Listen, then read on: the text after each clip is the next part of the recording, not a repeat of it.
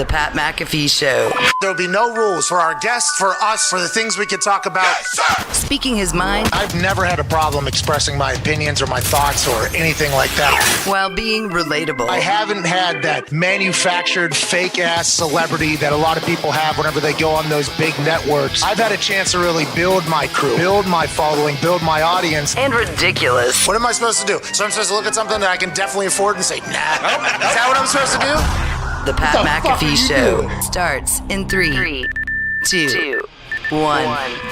Hello, beautiful people. It is Feel Good Friday, November 12th, 2021, and this sports show begins right now. Yeah! Can only begin avec, that's French. This is a cultured show, avec the beat, which was just dropped by Twine, which we appreciate immensely. And this Feel Good Friday feels a little bit gooder than every other Feel Good Friday of this 2021 NFL season, because last night was the first Thursday night football game of the season that I and we didn't have to experience the pressures of thousands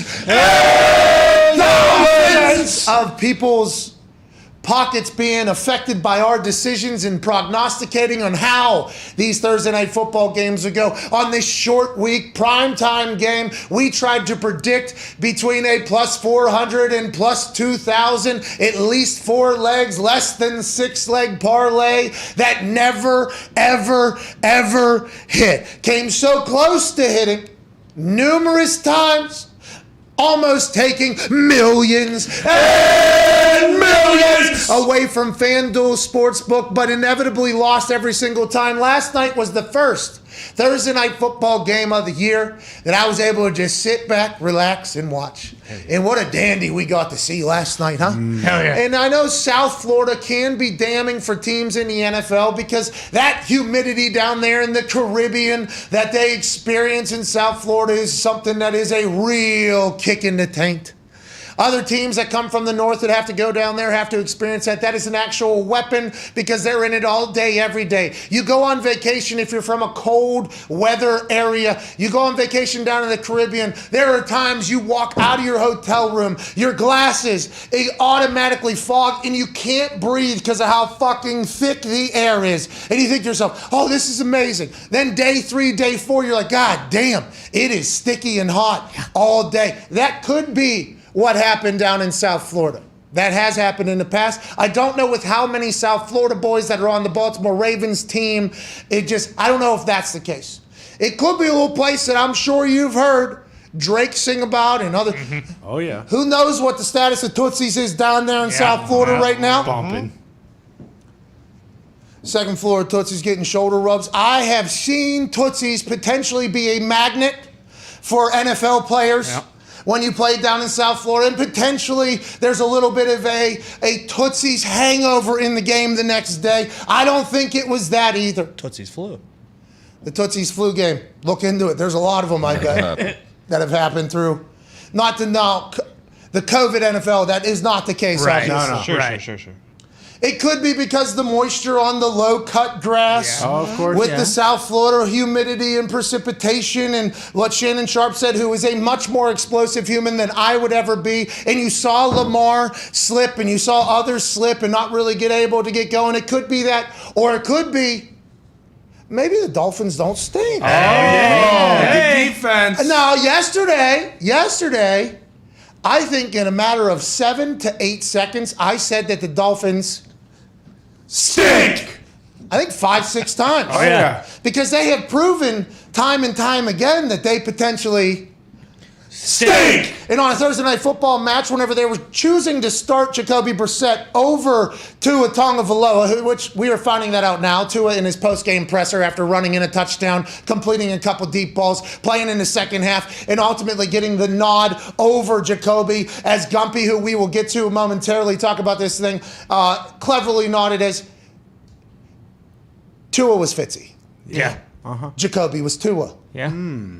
But if he was able to go in the second half, why don't you have him in the start of the game if this is your franchise quarterback? Troy Aikman alluded to that. I alluded to that yesterday. AJ alluded to that. Everybody did. And at some point, I assume Tua, even though his family seems to be super positive, optimistic, seems to be a guy that's always upbeat. You see him singing and playing with his ukulele, everything. At some point, somebody around him is going to say, hey, what the fuck is the deal?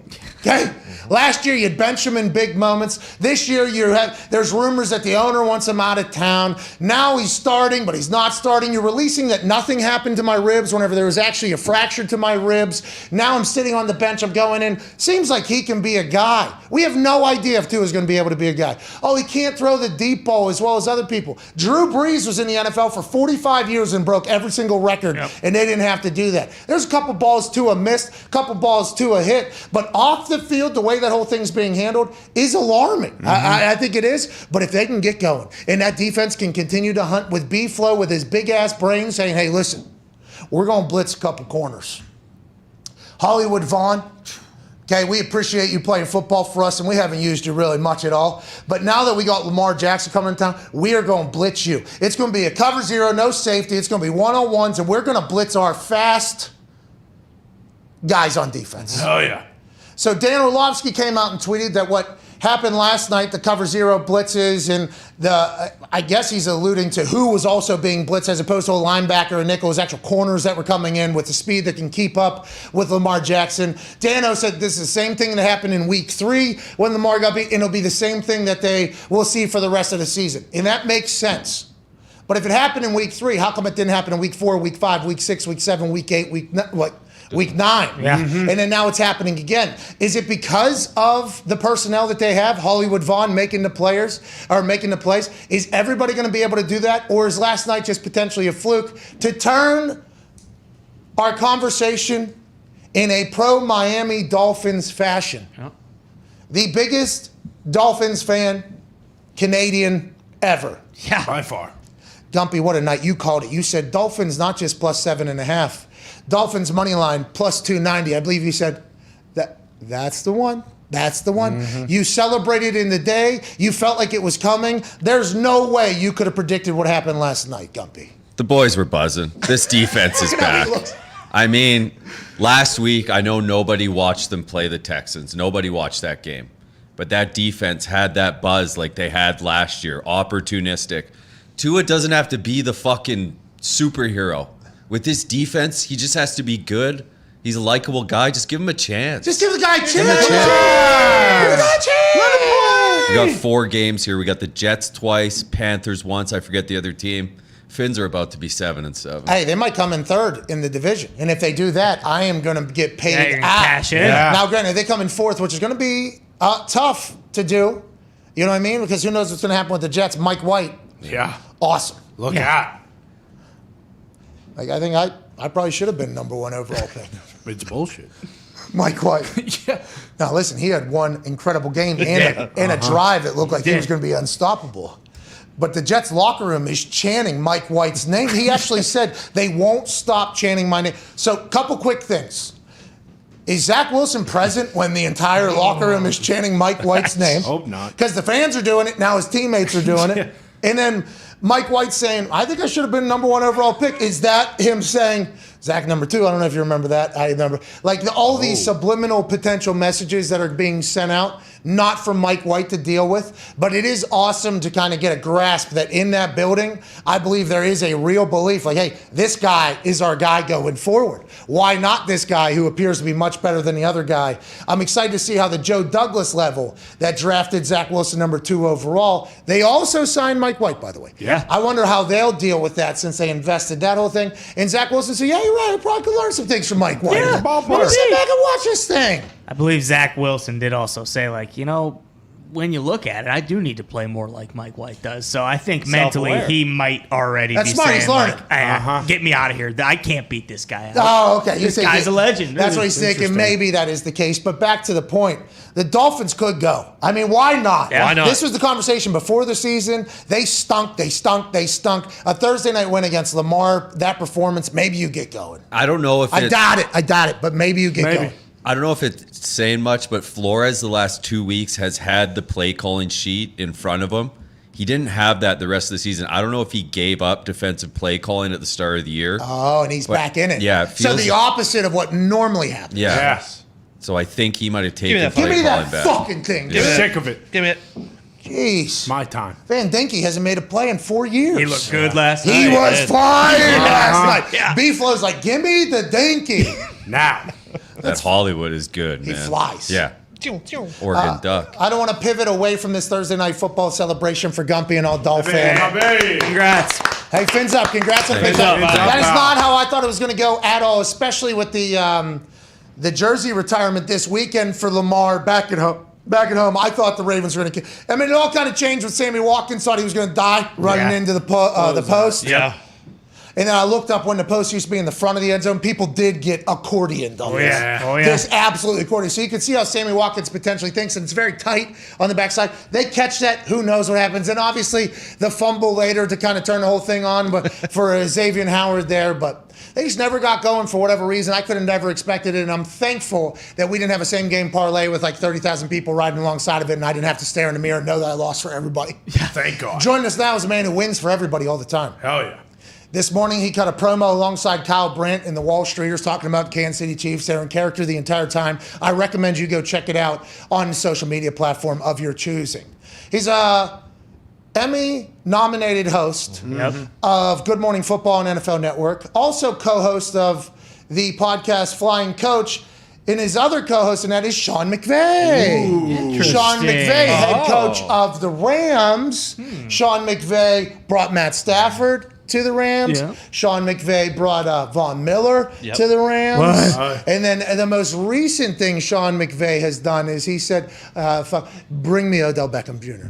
to tell us potentially about how this all went down behind the scenes and how every insider seemed to have it wrong. Every report, every source seemed to be wrong. How is that the case? Ladies and gentlemen, Fox insider Peter Schrager. What's up, dude? What's up, bro? I'm in New York City. I'm outside. It's raining. But after I saw the ratings and the views that you guys had last Friday, I said, I'll step right in. Let's go. No, well, I appreciate you doing this. And last Friday was rather large, obviously. A conversation in the deep end of my pool that I should not be swimming in. But you were great. Come on. Thanks, Shrakes. Not everybody felt that way with your particular pedigree. But let's, hey, Shrakes, let's talk about this real quick. Your guy, Sean McVay, co-host of the Flying Coach podcast. Incredible. You guys have great chemistry. You've told stories about how much you've known each other. Is this Sean McVay wanting to go all in? Is this GM wanting to go all in? Is this Kroenke saying, hey, if we win the Super Bowl in Los Angeles as one of the two new teams in the Los Angeles area, this is going to pay off long-term for Rams fans forever? Is it all of those things? And who's driving the entire aggressive ship right now for them, you think? Yeah, it's all those things combined, but it's Sean McVay. And I'll tell you this, 2 days ago when all this stuff is going on, and nothing against the other insiders, and it's the teams being listed, and Schefter, who's great at what he does, is doing Photoshops of all these different possible jerseys. I got to tell you, people within the Rams organization were kind of grinning like, why isn't anyone putting us in these conversations? Why aren't they using it? Look, when they cut Deshaun Jackson, there was a little bit of budget that became available. And the McVay-Beckham infatuation goes back years. I could say all the way back to 2017 when Odell was currently talking about, all right, I don't want to be here. Like these guys met in the offseason. There was no tampering or anything, but out in LA, McVay and Odell, they got to know each other, and it was very informal. But there was a certain thing where like McVay's like, I like this guy. Then when he goes up to be traded, the Browns offered everything, and the Giants were like, we'll make the deal with the Browns. But like that relationship of McVay respecting Odell and all that stuff, that was there. So finally, McVay gets on the phone with Odell 2 days ago, and it's like, dude, come. Like, we've got the room, we've got the place. And Beckham wants to be in LA, has wanted to play there. And then the players took like a real initiative. And it was Jalen Ramsey, it was Von Miller. And I told this story briefly on air this morning. I could tell you guys here. Basically, Jalen Ramsey's on a FaceTime like I'm doing with you right now. And Odell Beckham's asking about the wide receivers. What are they like? What's it like? And Ramsey brings the phone into the wide receivers room yesterday and is like, guys, I'm FaceTiming with Odell right now. Guys, do you want him on the – and it's Kupp and it's Woods and it's Dan Jefferson. They're all like, yeah, bro, come. It was like a full-on recruiting trip via FaceTime. And at the end of the day, Odell is going to make decent money. It's going to be a rental unless he wants to stick around afterwards. He's going to get a chance to play for a championship team. Could have gotten more touches elsewhere. Could have been the number one in New Orleans. But he's going to L.A. and he's going to go play for McVay and he's going to go try to win a Lombardi Trophy. I love to hear that about Jalen Ramsey recruiting him and Von Miller as well, I think. And are you okay? It sounds like a flood is potentially rolling in there, Schrags. Hope you survive. Find Noah, get an ark. The entire thought, though, that these other teams, were they not doing the same? Because the reports out of, I assume, people that were pretty close were these recruiting pitches. This is the first time Odell Beckham Jr. had been a free agent. There was coaches, players, personnel reaching out, and star fans. Were you one of the star fans that McVay said, hey, will you call Odell Beckham Jr., say maybe you get him on flying coach? And what were these other teams trying to do? Was nobody else anywhere near the recruitment level, you think, of the Rams? Yeah, following Twitter yesterday, I might have been the only insider that wasn't getting texts and updates from Beckham. I was the only one on the outside, it felt like, because we were seeing all these other teams and all these other conflicting reports. The Devontae Adams stuff was great, and I think the Packers had a real shot. They offered him minimum money, and I think once McVay took the initiative to get on the phone and reach out to Odell himself directly and make the pitch, and the Rams going all in on Von, who has known Odell for quite some time, and all these other players saying, hey, let's get a part of this, let's be a part of this, we want you on this team. It became really evident that like he wanted to be there also. The money was more than it was offered in Green Bay. The Saints, they tried trading for Odell before the trading deadline. Didn't work out. The terms couldn't be worked out with Cleveland. And I think at the end of the day, it was like, all right, I love going home. I love that, whatever. But this is the first time he could choose where he's going since he chose LSU way back when he was in high school. And he's choosing to go play in LA. And a lot of people are like, well, that's going to be a toxic mix. And look what happened with Deshaun Jackson. He didn't get the ball. Like, from the football side of it, and I've spoken to the guys there on this, like 10 personnel, 4 wide receivers. Let's let it fly with Stafford, and let's see how it goes. Didn't end well with Eli. Did not end well with Baker. The hope is 8 weeks with a Super Bowl championship as the goal. It's going to end just fine with Stafford. Yeah, and I think that's one of the offenses, and we're talking about this with the Packers when the Rams weren't even being mentioned in this entire thing. That offense throws the ball a lot. So you can put him in there in one of those things and just make it a higher priority on the play or whatever, as opposed to the offense changing for Odell Beckham Jr., which is what I feel like would have potentially happened in New England. Was Bill involved? Do you know anything about Bill Belichick potentially being involved in that?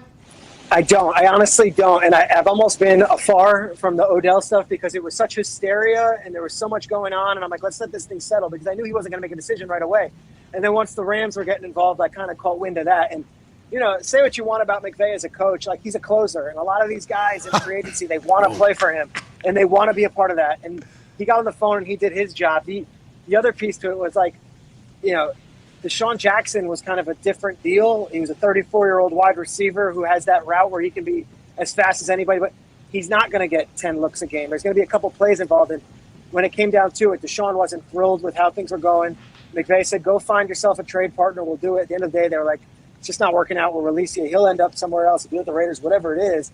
But that left money left over for them to go get Odell Beckham. And Odell Beckham's incentives, unlike Antonio Brown last year, they're all team incentives. So if this team wins a wild card round, that's a big check for Odell. If they win in the divisional round, big check for Odell. Catches are not a part of it. So it's not like one of these deals where, all right, he's got to be the first target or he's going to be upset. He's walking into this knowing what it's going to be. Oh, so like team-oriented goals is such a beautiful thing because there's escalators that have been in contracts for a long time. For instance, if the offensive rush game gets better by 20% once you get in there, here's a bonus in there. There's like some offensive linemen who have that. I wonder how these $3 million in incentives that are team-based, team-oriented, which is very smart. I think it's a lot easier to get everybody to buy in if everything is team-oriented.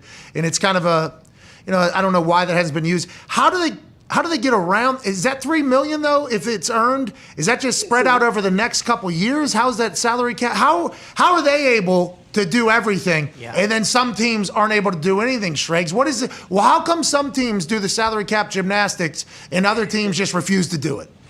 That's a credit to their salary cap guy named Tony Pastors. A lot of times.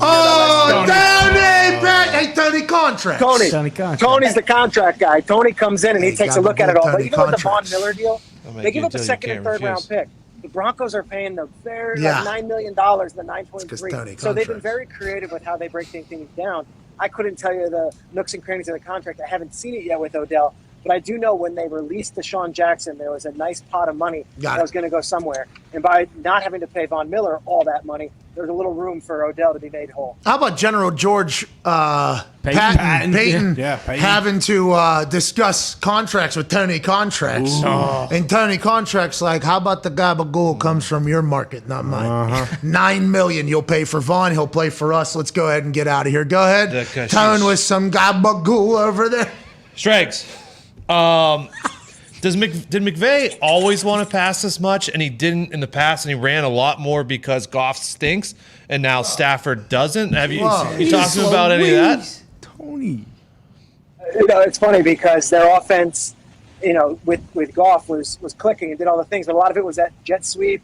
A lot of that stuff was some of the motion stuff. They haven't done that much this year, and maybe they'll do it more with Odell in the lineup, but a lot of it is on Stafford's shoulders now. So I would say it's not as much that Goff stinks. It's that there's a trust in that Stafford at the line of scrimmage can dissect things and kind of analyze what he wants to do on the field. He's got all the weapons now. Go do your thing. I'll draw up the blueprint, but it's not as much, hey, here's the play before we get to the line. That's what you're going to run. Let's go and do it. So I think they're happier with Stafford than they were with Goff last year. It's an upgrade, obviously, but none of this matters if they don't win a Super Bowl now. So Goff took them there. Let's see if Stafford can too. Yeah, Goff.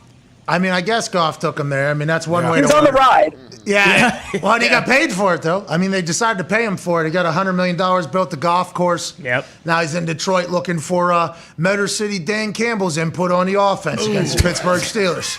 I think it's going to go well. It's all going well. McVay's going to be so fucking pumped about this all. I am as well because I bet on Matthew Stafford immediately upon trading to win the MVP because I thought after watching all the Lions games because I want to dunk on Foxy, you're like, this dude is fucking believable. He's incredibly tough. He slings it. For whatever reason, the Lions just lose. McVay has to be so happy, and this is just another piece of that entire puzzle. Go ahead, Connor. Yeah, Peter, obviously the Odell news is awesome, but let's get serious for a second. When you look at the game that happened against the Titans, was that something that resulted in them having to go after Odell because, that was kind of such a tough game for them? And was that just a fluke, and you think that'll kind of be put to bed?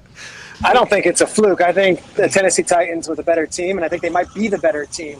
The way the Tennessee Titans defense got after it. Now, look, the Rams' offensive line, it's been good this season. And when they let Austin Blythe leave, they were like, all right, Brian Allen, you're going to be the new center. We're going to go from here. We'll make it happen. He's been great all season. Got his ass kicked on Sunday. And I think the entire offensive line would agree that Jeffrey Simmons and Harold Landry and Danico Autry had their way. I don't think Odell has anything to do with that game directly. I think this is more long-term, many years, Sean McVay having his eye on Odell and him finally being available at a cost that wasn't going to cost first-round picks, at a contract that wasn't going to break the bank. This is a very rare window in time where Odell Beckham was available at a discount price, and that's why they pounced. But I don't think it's a direct response to getting their ass kicked on Sunday. Okay, why? What? You think it was the Tootsie's flu last night? You think it was South Florida? You think it was? What do you think happened last night? That was alarming. I did not expect that at all. No, look, I don't talk spreads and gambling on the NFL Network for obvious lines, but I saw a stat today. I could do it on your show. Hello, FanDuel. Hello, FanDuel. There have been 4 double-digit underdogs that have won in the last 5 games that have had double-digit spreads outright. So something's funky going on, whether teams are taking their eyes off the prize. I look at Baltimore. And all season, they were due for one of these because they have been playing catch-up the entire way. They have been finding rabbits in their head. They were down 14 points to Minnesota. They're relying on Pat Ricard, the fullback, to get back in the game last week. They're doing things all season that have been like, we're going to pull it out somehow after being down double digits in the first half. Last night, it caught up to them. Flores was sending the dogs. You guys mentioned it. Had the play calling sheet in his hand, and the Ravens had no response. I don't blame Florida. I blame them playing an overtime game and getting their ass kicked all up and down the field with just physicality against the Vikings on Sunday, then having to turn around 3 days later, playing a game, down to Sean Elliott, down about 20 other starters from earlier in the season, and finally it caught up to them. The Dolphins gave them their lunch last night. That's a great way to break it down there, and they did give them their lunch last night. I love Schrager, dude. I love you, man. They did just flip the switch, though, against the Vikings. You see, like, almost Lamar flip the switch in these games that you're talking about just playing catch-up in. And it's almost like what the Chiefs looked like a few years ago, where you're just waiting for the Chiefs to turn it on almost. And then all of a sudden, one game out of nowhere, it doesn't happen. And then all, conversation starts. But the Dolphins fans out there would like you a little bit more respect, potentially, for the Dolph fan. But I hope we get a chance. I hope the Ravens come back even better, because watching them go when Lamar is going, it is so awesome. It's funny, last night it just wasn't going, and they came back from double digits against the Colts, against the Chiefs, and of course against the Vikings. But last night, what we saw, that was kind of the playoff game against the Bills, where you're like waiting for it to click, and it just never clicked. And that's what scares you about the Ravens. They can win a lot of these regular season games. They can go up and down the field, but when a really good defense comes and starts hitting them, they don't have necessarily the skill position players at wide receiver to break one. They don't necessarily have the offense that's going to just go lights out and make it happen. They rely a lot on Lamar's legs and a lot of just hoping and wishing that the defense gets takeaways. When those don't happen, Ravens could be in trouble. This is exactly like the Pat Beeline, or is that his name? Coach? Mm-hmm. No. John. John Beeline. This is the John West Virginia hoops. Yes. We were awesome. Gansey, Pittsnoggle, who else? Beeline, little Beeline, baby Beeline. I mean, that crew, yeah. I got a chance to witness that crew because it was during the same run that we had for football. And think about that era in Morgantown, West Virginia. Basketball team was going to Elite Eights and things like that. And the football team was playing in BCS bowls. I mean, we had a lot of fun. There was a lot of couches and celebrations that were had and burned down, but it was a blast there. But can I tell you something? Yeah. I had one of my best friends from high school, also named Pat, also Italian, Patrick Rusanello, went to West Virginia. I went every year. I would go visit Patrick Rusanello at West Virginia, and I would say some of the greatest nights of my life partying were had in Morgantown, West Virginia. So I think I understand what you're talking about. Yeah, West Virginia, Morgantown was kind of like South Harmon Institute of Technology. I mean, it was a good time. All right, it was a good time. A lot of people end up not making it because of academically it is tough to keep up with the books as it is with the social life, because everybody seems to have the same mindset every single night. But that basketball team, all they hit was threes, right? And when Pittsnoggle was hot, and when Gansey was hot, and when they were rolling, we'd win. And then you run into one game where it seemed like the hoop was just a little bit smaller and it was over. And it was like, I feel like that is what it is whenever, you rely all on Lamar, basically. You get to a game somewhere where they're going to be able to stop it. How can you adjust? They'll have to continue to do that. They won a playoff game last year, too. They're taking another step. I hope to see the Baltimore Ravens bounce back after a short week. Go ahead, Ty. Schrager, great to see you. Always a real treat when you're on the program. But let's get serious. How's the chemistry test going on Good Morning Football? I mean, we got the rotating seat there. You've had, a bunch of different people on so far this year. Are we going to keep doing the rotating cast, or are you guys going to hone in on someone? We saw Mangold with the backwards hat on today. He was awesome. What can we expect? Yeah, it's been cool because we've got Hall of Famer Chris Carter, and then we've got guys like LaShawn McCoy who are fresh off the field, and then today we had Nick Mangold, who was awesome. I kind of like it. I kind of like having a different ex-player in that seat every single week and every single it's a little more difficult as far as chemistry goes, but Kyle and I, we're going to be okay and we're going to do our best. But if you watch our show, it's not, all right, here's the story that we've heard. It's kind of cool to kind of bounce off ideas. And LaShawn McCoy was on earlier this week and played for the Bucs last year. So we're talking Brady. What's he bring? Oh. He's also, it's all that stuff. So you bounce off different guys and gals. And next week we've got a pretty cool slate of guest hosts. One of them, I think I can say this, we've got ex-Army trooper Nate Boyer coming in. Nice!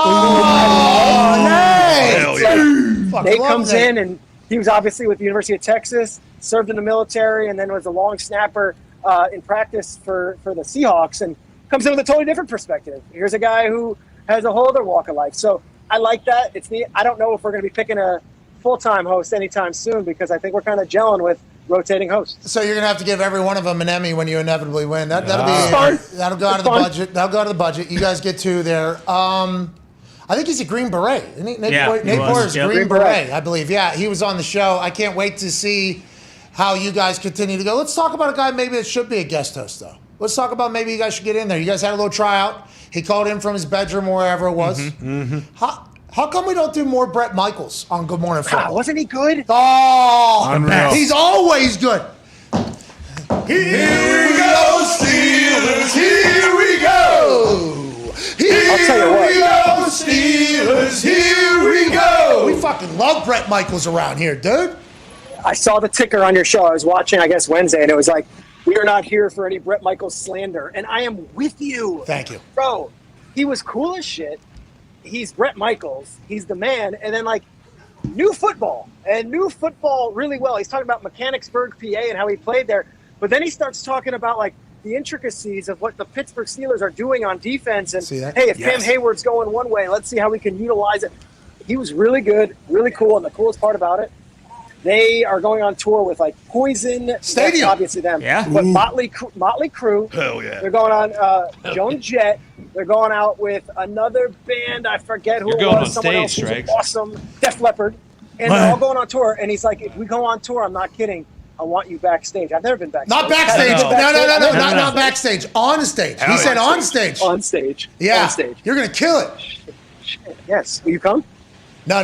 This is a secondhand invitation. It seems like that concert would be electrifying, just like Bret Michaels always is, just like you are every single morning on Good Morning Football. We appreciate you. That Wall Streeters bit this morning was incredible commitment to a bit that ended up being very fruitful. That was awesome. Thank you. I made up a little brother of mine, Jagger, who TikToks all day at all the games, and like I've had to have a couple talks with him, and that's maybe why the Chiefs aren't doing so well. That Mahomes maybe needs to talk to little bro. And I said I talked to Jagger. I set him straight. You know, that's what I just suggested. That was my Well, take. yeah, we think there's a lot of that potentially rings very true. And, you know, comedy is also the best form of like, hey, just a heads up, this is what the world's thinking. And I think we're all on the same page there. So thank you for beautifully illustrating that. Hopefully we can get the Chiefs back. Hopefully the Ravens are back. But what we do know is the Rams need to win a Super Bowl right now because Stan Kroenke's going all in because he owns St. Louis $4 billion. Ladies and gentlemen, Good Morning Football host, Fox Insider, co-host of Flying Coach with Sean McVay. Ladies and gentlemen, Peter Schrager. You guys are the best. Thank you. Thank you, Schrags. Thank you, dude. So LaFleur can't pick up a phone and FaceTime? Yeah, I don't know if I What buy the that. fuck? Does Aaron Rodgers even have any saw a support lot in of that that recruiting. building? No, it sounds like Schrags was pulling strings the whole Bullshit. fucking time. Oh, wow. Nobody was saying anything to me. Maybe I reached out to Odell and said, Sean, hey, we can get this done. I mean, come on, Schrags. Sounds like the Packers are like, let's put an empty offer in just so we can appease the fan base and our quarterback. Yeah, and just say, hey, we tried. Hey, we Hey, gave it a go. we And then fine. Schrags comes on this show and he's like, they did not try. And then, listen, I don't know how many reports from Schultz's reports we can treat as legitimate reports, as his reports continue to be more reports about not being right about the first report. Right. But I think Schultz is so dialed in, he literally rode that wave the entire time. I think so, too. But when he said that Green Bay was his preferred destination, and then there was more conversation about like, they didn't really go all in. Is that, McVay going all in, recruiting Jalen Ramsey, bringing him into the wide receiver room? Probably like, hey, this is Matt Stafford, dude. Let me tell you what Matt Stafford does. He slings the rock all over the yard this way. And then Jalen Ramsey walks him into Sean McVay's office, and then he takes him over to the beach where LA is. And then he maybe goes on Zillow and brings up Odell's house in LA, and he's like, look, you could already live right here. Is Jalen Ramsey the piece that tied this whole thing together, who quote tweeted Josiah Johnson's clip and then basically said, yeah, we will pick his ass up at the airport. And how come that didn't happen anywhere else? We will find out and see. Well, I mean, they offer him up to $4.5 million. The Packers were never going to do that. I mean, it makes sense. Odell wants the bright lights, the fast cars. Of course. Hey, let me post with LeBron on Instagram this weekend. This is LeBron again. He wants LeBron, all that mumbo LeBron jumbo. If he hates wanted to just Cleveland. win football games, he would have come to Green Bay. He would have done his time. He would have taken a team-friendly deal, a very, very inexpensive deal.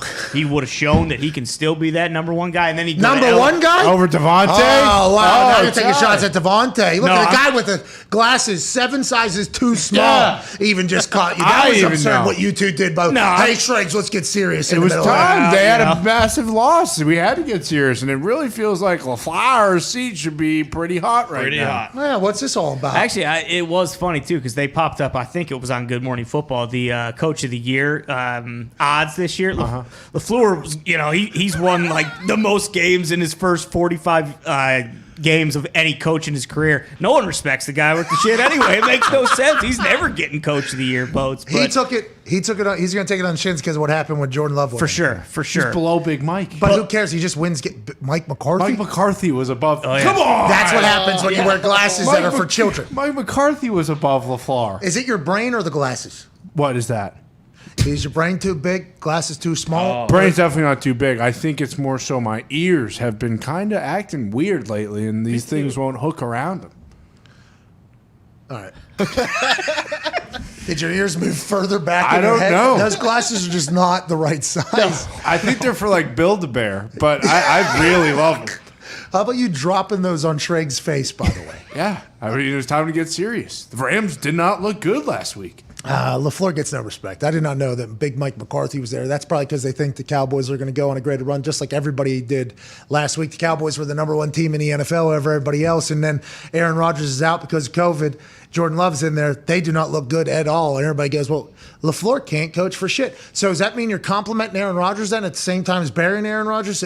So you can't kind of have it both ways there. Somebody should get credit at some point for something, I guess. Yeah, for sure. But again, with like the Odell stuff, like when I saw how much he could potentially make with the Rams, like, yeah, of course he wants to live How come in they LA. can pay everybody? That's what I don't understand. Tone, how come old Tony Contracts and Mikey Greenberg down there in Tampa have this ability to hey, keep the gabagool on your particular plate? We're going to take this gabagool over here and we're going to move this particular gabagool set on to next year and the year after that in a bonus that is team-oriented, that is it's only an 8-week or 9-week deal, but somehow there's a bonus that doesn't attach to that. That how will they spread that out? Does that go to the next team?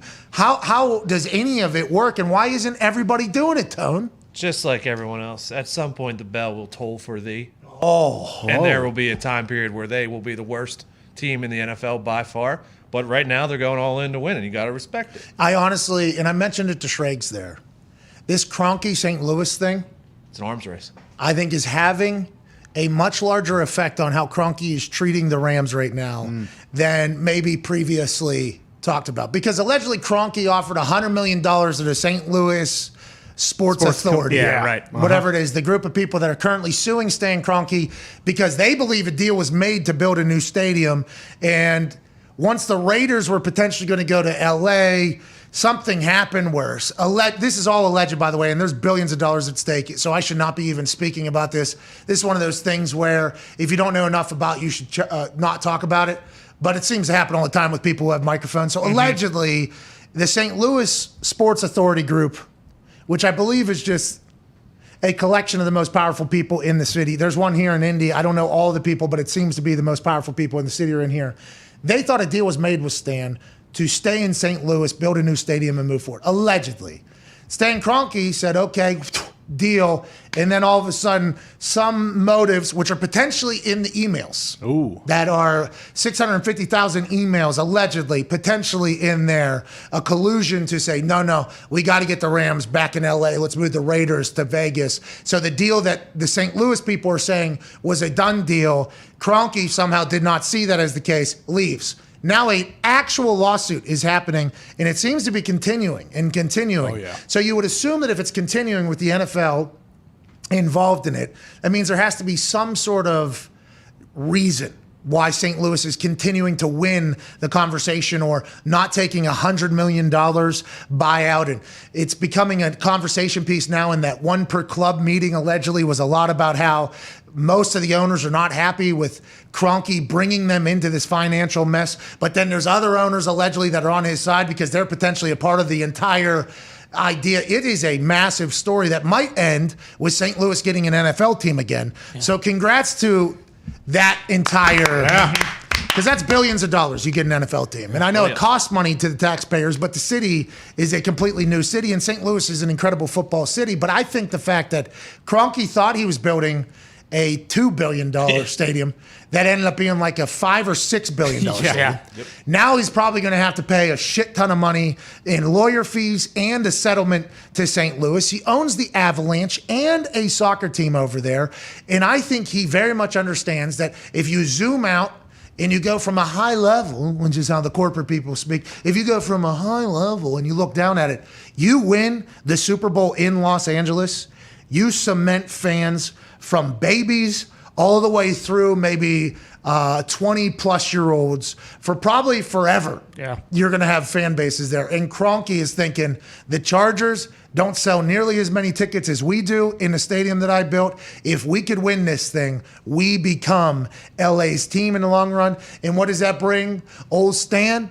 That brings old Stan and his estate, which is attached to the Walmart estate. Very wealthy wife. Which, that brings them so much money just strictly off of building a brand new brand that they invested heavily in and going all in. And I think that's why Sean McVay knows that he can go, hey, we can just do this, and this, right? And Kroenke's like, yes, we need to win right now because I think it's a much larger story, especially with how much money Kroenke just throws everywhere, it seems like. Very important that they win the division this year, too, because if they don't, they're going to end up having to potentially go either to Green Bay or to Dallas in the first round of the playoffs.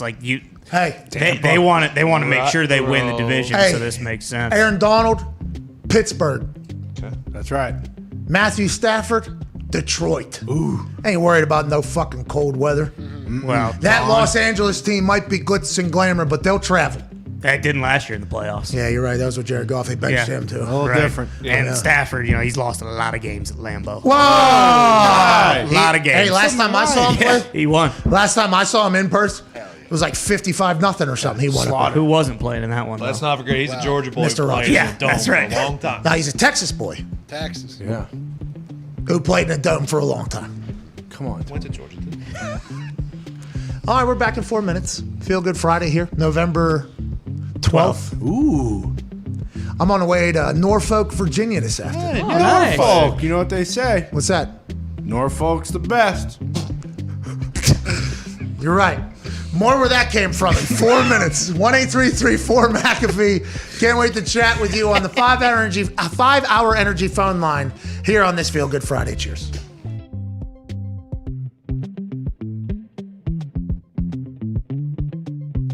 I hate a lot of people for the way that they acted after that Friday thing. There's no way you're isolated enough that you don't hear any. You had to have heard. There's some massive names, politicians. I mean, your name has been spoke by a lot of people. Are you just, because you're like, hey, love will cure this thing. How are you not going to hold a grudge to everybody? And do you know that you're probably never going to win an MVP again? That's probably never going to happen, right? I think that's a legitimate statement. Legit though, like that. There's a lot of people that vote for that I think are not fan. Like, how do you isolate that? How do you stay away from that? Because you're talking about everybody on earth talking about you. That's not getting you down at all. I don't know. That's incredible mental toughness if that's the case. Well, you know what? I think first, if you find your identity in yourself and you don't find your identity in the opinions of others, you don't need that validation and that love from other people. You can get it from yourself. And that's not being selfish. That's just learning how to, in a healthy way, love yourself and respect yourself and believe in yourself.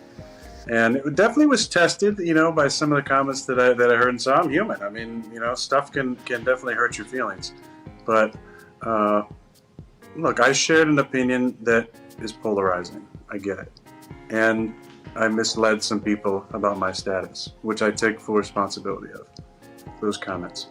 But in the end, I have to stay true to who I am and what I'm about. And I stand behind the things that I said. And I, have a ton of empathy for people who have been going through the worst part of this pandemic, which has affected all of us in different ways. But so many people, like I said, with lives that were lost, lives that were forever changed. And I have a ton of compassion and empathy for those people. And I've tried to help out, as much as I can. Yeah. The other stuff is so out of my control. And there's going to be people that don't like you and hate you for things you said, or might not even understand what you said or know what you said. It might just see a headline, and that's fine. I believe that people are entitled to their opinion, and even if it's an opinion that's unfavorable to me. but I'm going to continue to try and be the best version of me moving forward, and I'm excited about getting back on the field as soon as possible. Hey, do you know if offense or defense is getting introduced this week in your game, and have you thought about it all, like what the reaction may be if offense is introduced and you're the last guy out? Have you thought about that? I think it is offense, and I'm excited. There's nothing like running out of that tunnel last, especially. Think it'll be different one way anyway than your normal, you know how they normally respond? I don't know. I hope not. They should show that on the network. Oh, that clip will make its way. Oh, yeah. That clip will make its way around.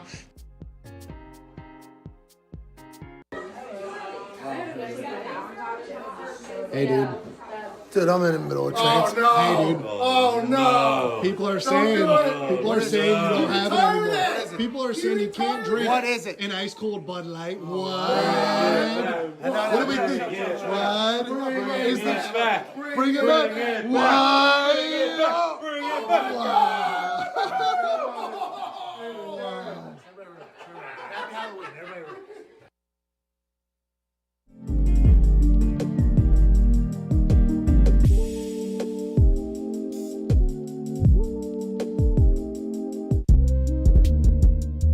Welcome back to the Pat McAfee Show here. This Feel Good Friday is powered by Serial One e-bikes. Hell yeah! Serial One combines the fun and freedom of a bicycle with the effortless joy of electric power to make you feel like a kid again. Serial One e-bikes are fast, sleek, smart, and clean. They're fast because electric assistance up to 28 miles per hour. This is no joke. Speed in the school zones. A bicycle. Hey, Mick, you grab one of these bikes, please. A bicycle. Sorry, you're right. Hey, Dirty. Yeah. No, Dirty tried that. Oh, yeah. Bruce. Dirty. No, Bruce neither. We need a wheelie bar for Dirty. Dirty tried to take this thing. Yeah. Man. He did. He tried to stand this thing right up on his back there, and he almost. Broke his back. But you can ride, if you're good at riding with a wheelie, you can do it with this bike easier because it is pedal assistance. Like when you're still pedaling, you're still getting a workout, but it assists you in getting the bike going and quicker. 28 miles an hour. You're speeding in some school zones. That is no joke either. No. It's awesome. It flies. It is expensive, but it is going to be your day-to-day. Good work here, Bruce. This is great. Bruce. Attaboy, you can put the kickstand down Get the kickstand on there, Bruce. Attaboy, Bruce. Attaboy, Bruce. Pull your pants up. Thank you, Bruce. That's a horse expert right there. Yeah. Uh-huh. How does Max horse do? Player. Well, he was talking about Max Player going to the glue factory, maybe, because he came in last place. Really? They're already putting Max Player down? No. They're still training him. He's thinking out loud there. No. Okay. He's not going to pick him up anymore. He's going to pick him up and put him down.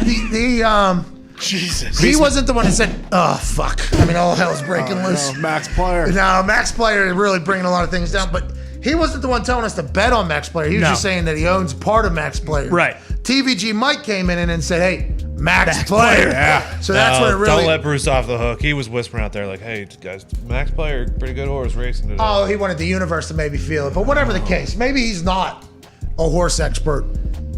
He does know what a good bike looks like. Yes, he does. That's a good bike. And this is a good bike. Mm-hmm.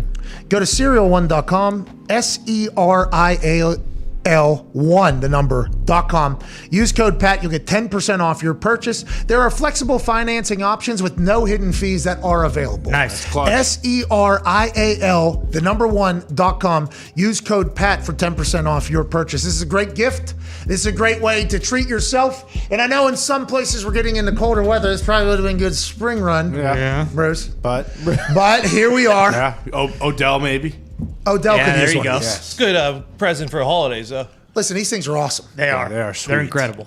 I'm going to be riding it every single day whenever we move the office up near the house. 100%. Me too. Yeah? CFO Phil rode this thing from downtown to our new office. In the blistering That cold. was a little bit of an ill-advised decision. He's a human. 47 degrees, Yeah. 14 miles. Blustery wind. He got up to 20, I think 9 miles an hour at one particular point. Side of A the little bit highway, of a decline. Yeah, he It was honestly moving. shows how amazing that is. He got him to A to B in basically below degree weather. Yeah, Bingo. you can do all that too. You at home listening to this right now? That's right. I don't know if Don't you should do it. do what Phil does. Though. Yeah, lost his hat. I actually said, can we not just get you a rental car? I mean, it's going to be very cold. I don't need it. The bike. And to his credit, The bike was very efficient and it did work. And how clutch would it be in Pittsburgh with all those hills, having that bike assist? Yeah, you look like a... Now, listen, pedal assist is something that got called into controversy back in the Tour de France. It is that times 2. You look like you are Lance Armstrong when Lance Armstrong was doing all this stuff to him when you're pedaling one of these bikes. Right. You just put it up in like super duper rabbit mode. They have 3 modes. The rabbit mode is like, hey, I'm trying to get somewhere quick. The middle mode is I would like a little bit of help, but I'm still going to pedal. Then the lower thing is you're just pedaling. So you can literally use it like a bike for exercise. Or if you go out on a long ride, it's like, oh shit, I got to get all the way back. Let me go ahead and put this bitch up in a rabbit. I'm going to get home. This thing's going to get home for me. That's right. Rabbit. Like 50 miles or something like that. Yeah. It moves. You can still put a plane car in it. It's not like a motor.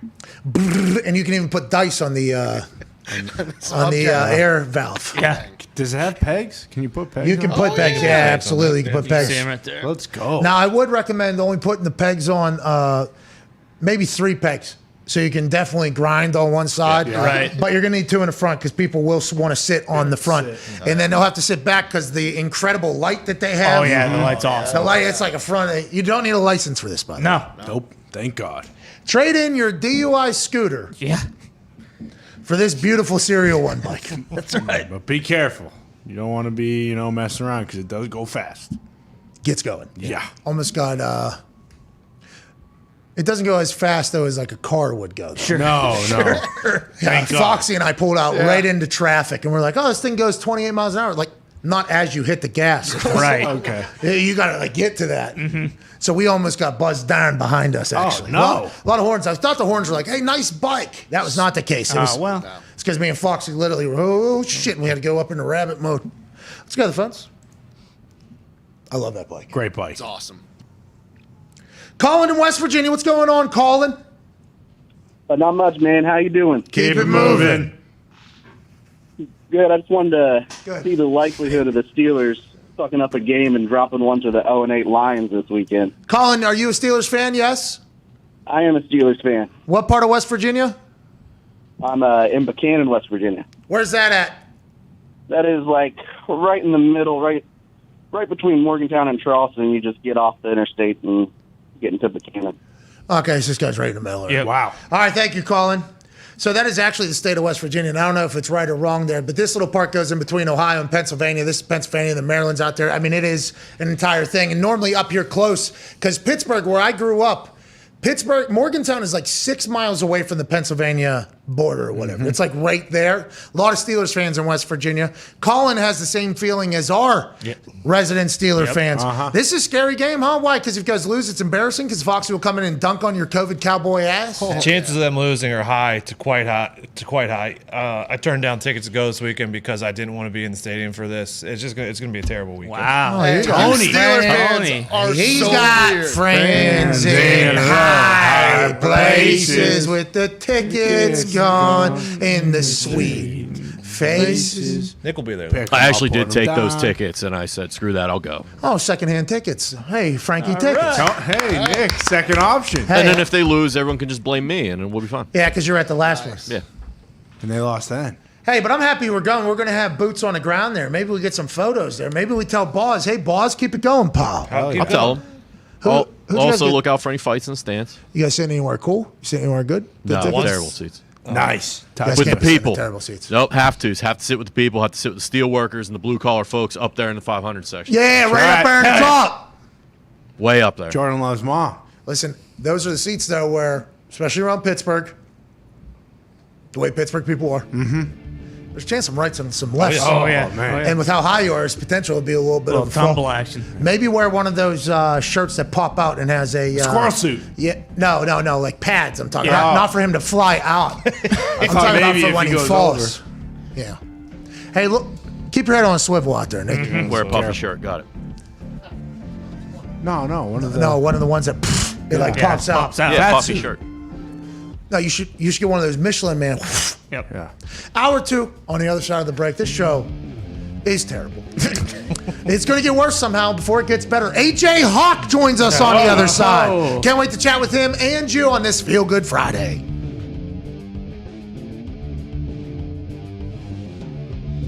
I think we have potentially introduced people to the people of Pittsburgh, and I think a lot of people have potentially taken liking to more things out of Pittsburgh because of it, and for that, incredibly honored to be a part of. With that being said, when a video hits the internet like one did yesterday, and a Yinzer is showing off what a Yinzer is like at home, behind closed doors, when being caught on a candid camera, a lot of people immediately tweet us and go, oh, we thought you were lying, Donner, about what Pittsburgh's like. It's like, no. Yinzers are electric factory. Yinzers are hilarious. Yinzers are passionate. And this one particular Yinzer took the world by storm yesterday. Go ahead and run this thing. A direct snap to Nod. That's my call. Yeah, that would be a good idea. Spread them on, do a direct snap to Nod. Nausea. Copper fit knee braces. Works hard. Do what they want to do. They're going to run it right up the middle for 0 yards. That's what they're going 0. Why don't they bring in Watt, the fullback? Yeah, they don't need that. They need blocking. He's going to pass. No, he's not. What's he back here He's for? going to pass. No, he's not. He's going to hand it off to that guy with no momentum. That's why. That's why. He did it. He did. He did a slant. Touchdown. Go! You better pick him up and put him down, motherfucker! Slow motherfucker! So mad. Why didn't he pick him up and put him down? I don't know what that means. Dad, he's a receiver. That's a touchdown. That's bullshit, Dad. Look at where the guy comes to catch him. How old is this guy? Who knows? 50? He could be 70, could be 30. See, that's what you do with the slant all the time. It's always there. All right, so this guy obviously captivated the internet. Epitome of Yinzer, at eYinzer is the Twitter account. And a lot of people immediately asked us, do you know who this guy is? And I think a lot of people are potentially saying that in jest. We do. That guy's from Plum. Yeah, we have seen those videos before they went on the internet. He is a beauty. Out of Philadelphia is one of the biggest inspirations walking around the internet. Gio the Podcaster. Yeah! Okay, so you're 14 years old. Yep. You're from Philadelphia. Yep. Big time Eagles fan, podcaster. You were Carson Wentz's #1 fan. Yeah. Yesterday, the AO1 invited me, and Carson invited me to the game, and I got to go on the sideline and meet Carson again, and he gave me a football. Let's go! Yeah! You're obviously full of energy, full of optimism, full of upbeat, good vibes. Yeah. What do you go through on a day-to-day? I've had 20 surgeries in my life, so it hasn't been easy. I have a condition called SJS, Short-Stampede syndrome, and it's basically like muscular dystrophy with dwarfism. My elbows are dislocated. My left hip is dislocated. I had to get my right hip reconstructed. The reason I'm so optimistic is because life is too short to focus on the negativity. Let's go! I'm sorry to hear that you have to be tougher than all of us on the day-to-day, but I am so incredibly thankful that you keep that mindset. How'd you develop a love for football? We've always been a football family, but then when I started having surgeries, I started watching football, and then I just kind of fell in love. What does the rest of the season look like for the Indianapolis Colts, you think? Carson's going to keep himself safe out there? Carson's going to have his best NFL season here in Indy. Why is that? He loves it here, and he's having fun. And when Carson Wentz is having fun, he plays his best. Okay, and how about the Philadelphia Eagles? I think they got a little developing to do with him. Are there any players that you'd like to get on your podcast? Brian Dawkins. Oh, is he your favorite Eagle of all time? Him, Carson, and Zach Ertz are my top 3. Oh, Zach Ertz. Damn, Sweet. so sorry. Yeah. Why is everybody getting traded out that you like? What's the deal? I don't know. You're really, really good at this. What's the name of the podcast? Philly Sports with Giovanni. One last message to somebody out there who maybe doesn't view life the right way, you think? I'd just say find your happiness and find the thing that inspires you, like I found football, and just try to look on the optimistic side. Hey, you absolutely crush it every single day. You crushed it in here. We appreciate you. We hope you loved Indianapolis, Indiana. Come back whenever you want. Ladies and gentlemen, Gio the Podcaster. Yeah!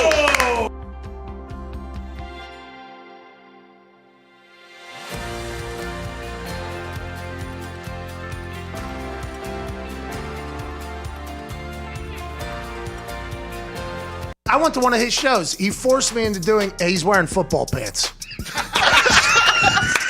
I think Mark He had actual knee pads. Does he have a fake face on? Yeah, he has a fake face on. That is not Chris Angel. That or he's been eating McDonald's with Mark Davis for the last 5 years. I just want to And let it only everybody went know. straight to his face. I just want to let everybody know this is NFL related. Okay, Uh-huh. we have to talk about cover it. this. Have to cover it.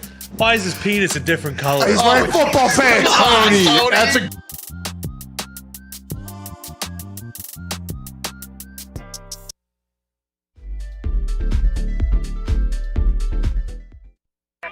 The Pat McAfee Show. There'll be no rules for our guests, for us, for the things we could talk about.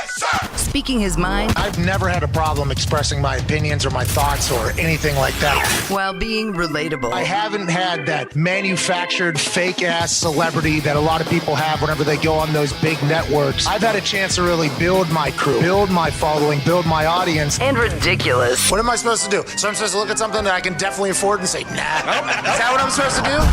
The Pat What the fuck are McAfee you Show doing? starts in 3, 2, 1. Good afternoon, beautiful people. It is Feel Good Friday, November 12th, 2021, years after years started being counted by a group of people. Hour 2 begins now. Hour 2 is actually right now because hour 1 would have been last hour on this particular sports show day. Oh, yeah. okay. So this is definitively hour 2 beginning on this Feel Good Friday, November 12th. Is it the year 2021? TBD. Maybe. Yeah, not sure. Living in the year 1905, a real caveman of a human. Rocks for brains, but a football IQ through the roof. All-time leading tackler for the Green Bay Packers, college football national champion, Super Bowl champion, ladies and gentlemen, A.J. Hawk. Yeah! What's up, dude? What's up, fellas? Happy Friday. Happy Friday to you. It's been a hell of a week, hasn't it? Yeah, about like any other week, really, hasn't it? Oh, no, you got Chuck Berry's name all over the TV every single where because of the decision that you made. Obviously, I hope his family is happy that we can keep him alive a little bit. Well, I'm happy you're keeping him alive in this particular fashion. His as music, opposed- you know. Yeah. Absolutely, his music, absolutely. Speaks for itself. But that's not what you were pushing on me originally whenever we first met. Literally the first time we hung out face to face. This is, hey, shove it in. Look at Yeah, this. check it out. You ever seen this before? No, you mean I was on iTunes? I said, hey, listen to this. You've never heard Chuck Berry. That's No, what- you had a cigar that that's was the not size of this whistle-tip football, okay? And it was your 5th one of the day. And then you walked over and shoved this thing right into my face. I'm like, gee, what is wrong with you? But nonetheless, it's been a fun week, and I'm thankful you're here on this. It's weird, honestly. Yeah.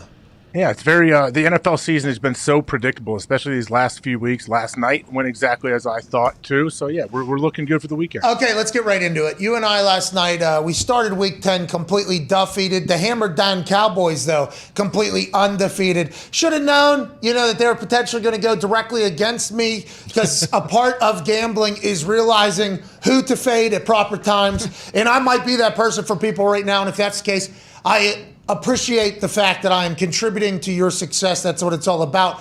But I kind of bullied you, I think, into taking the Ravens -7.5. You had second thoughts. I was like, nah, come on.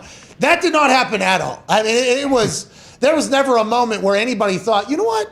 Ravens are dominating this game. Yeah. Even when Robert Hunt was catching a pass illegally and somehow the refs didn't blow it dead immediately upon the completion. They let that entire thing run out. He makes one of the greatest big body plays in the history of football, scores a touchdown. The refs spot that wrong. So they get the ball spot wrong on a play that shouldn't have even happened, that they should have blown dead immediately. They somehow get 2 things wrong on one play. That is not the depiction of all the refs all the time, but that is a great picture of why people get pissed off about officiating every once in in a while. They had an after the discussion situation where somebody in their ear was like, nah, that ain't right, move on. I love that. I think that's getting better. But last night went nothing like what we thought it was going to, AJ, I don't think. Why is that? Is it because of the corner blitz, the cover zero? Was it the situation? What do you think?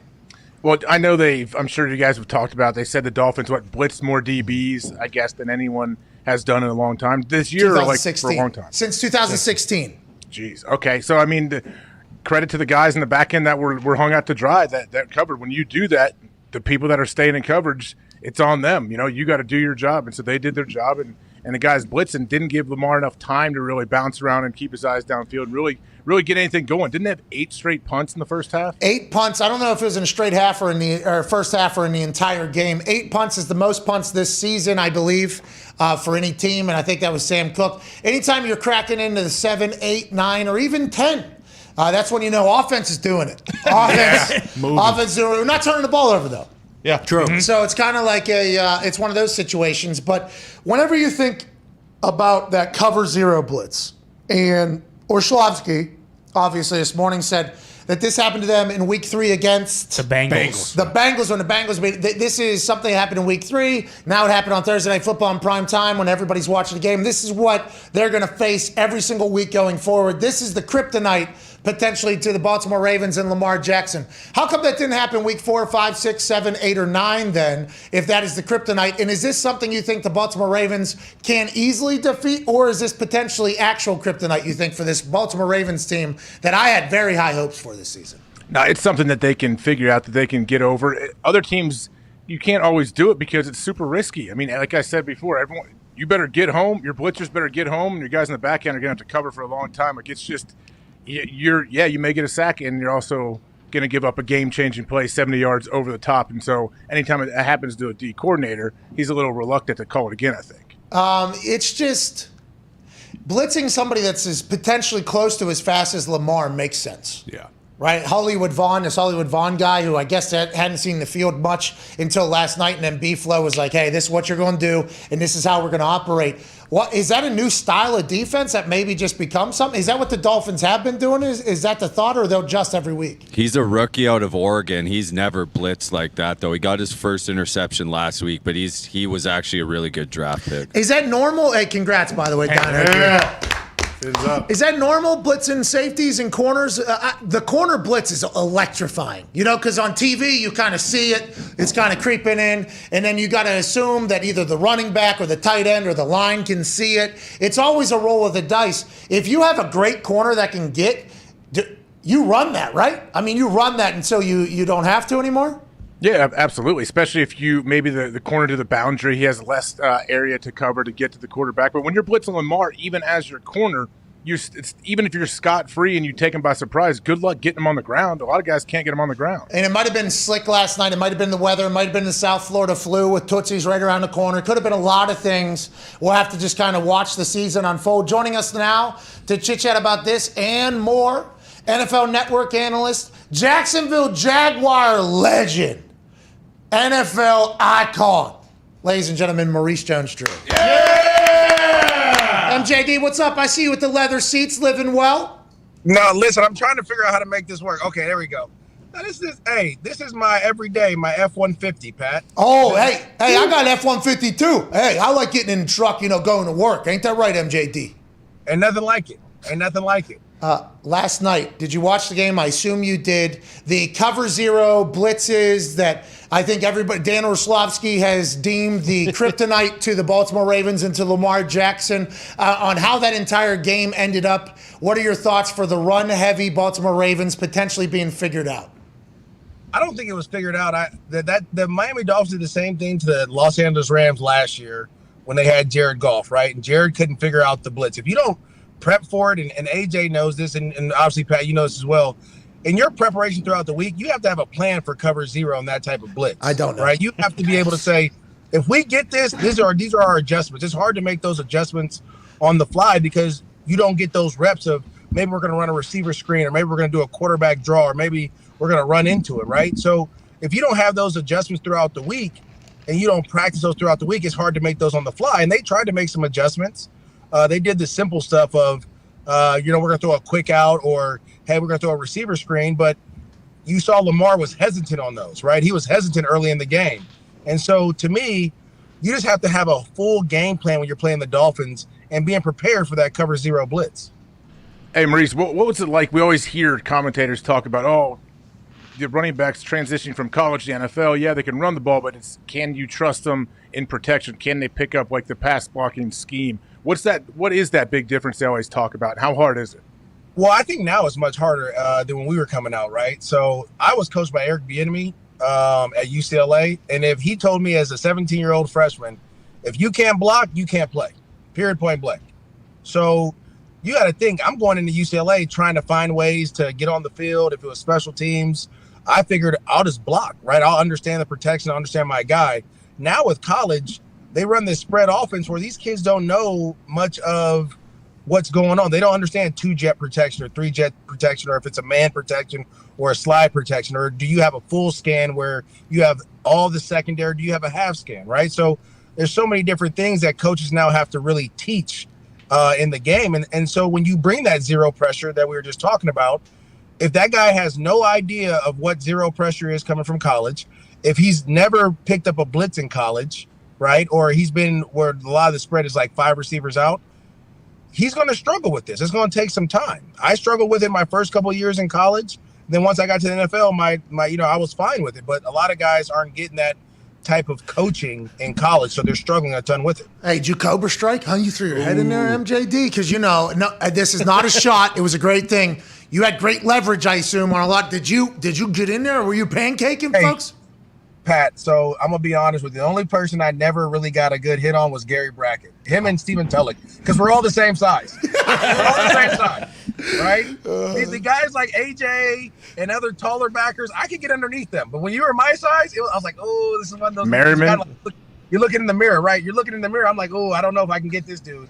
But if they're bigger, taller dudes, the game of football is about leverage. I'm going to get underneath you. I'm 5'7", 5'8" on a great day, so I'm good. I was okay with that. But, yeah, Gary Brackett, Stephen Tulloch, they gave me issues multiple times. Gary Brackett, by the way, the first day I met him, I was because I'm looking down at this guy, right? Yeah. I'm kind of looking down, and my body, I think, bigger than him, and I shake it. He's so professional. He literally looked like, if I had a black uncle, he would look like Gary Brackett, right? Like when I met him, I was like, how you doing? Because he's not built like yoked. His body isn't like that at all. And then you watch his preparation every single day. And then you watch like his instincts kick in. And then he was a walk-on at Rutgers. He was a undrafted free agent to the Colts. And like that drive to just go and take over. He is one of the most fascinating teammates I've ever had in my life, just because of all the leadership qualities. As an undersized guy, not that you used it, I think, to your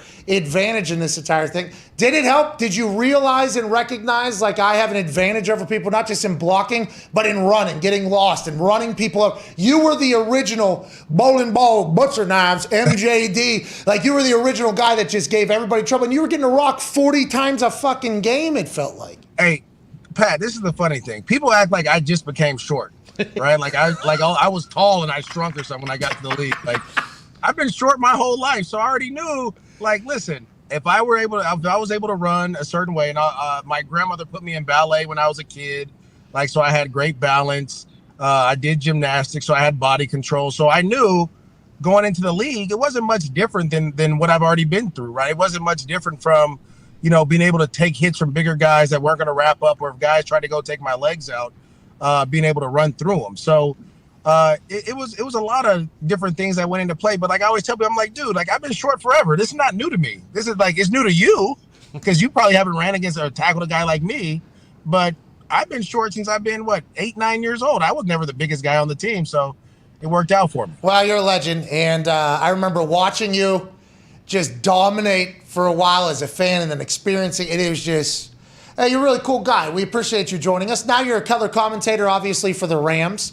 And I feel like every time you come on, I have to ask you about the Jaguars, which I'm sure is not the most exciting existence. But right now, as the color commentator for the Rams, another weapon has just been added to the Matthew Stafford stable. I mean, Odell Beckham Jr. going to the Rams. I don't think anybody expected this. There was no reports of it. Now that you've got a chance to digest it a little bit, you'll be calling the games for them this season. What are your thoughts, and how does he fit in, you think?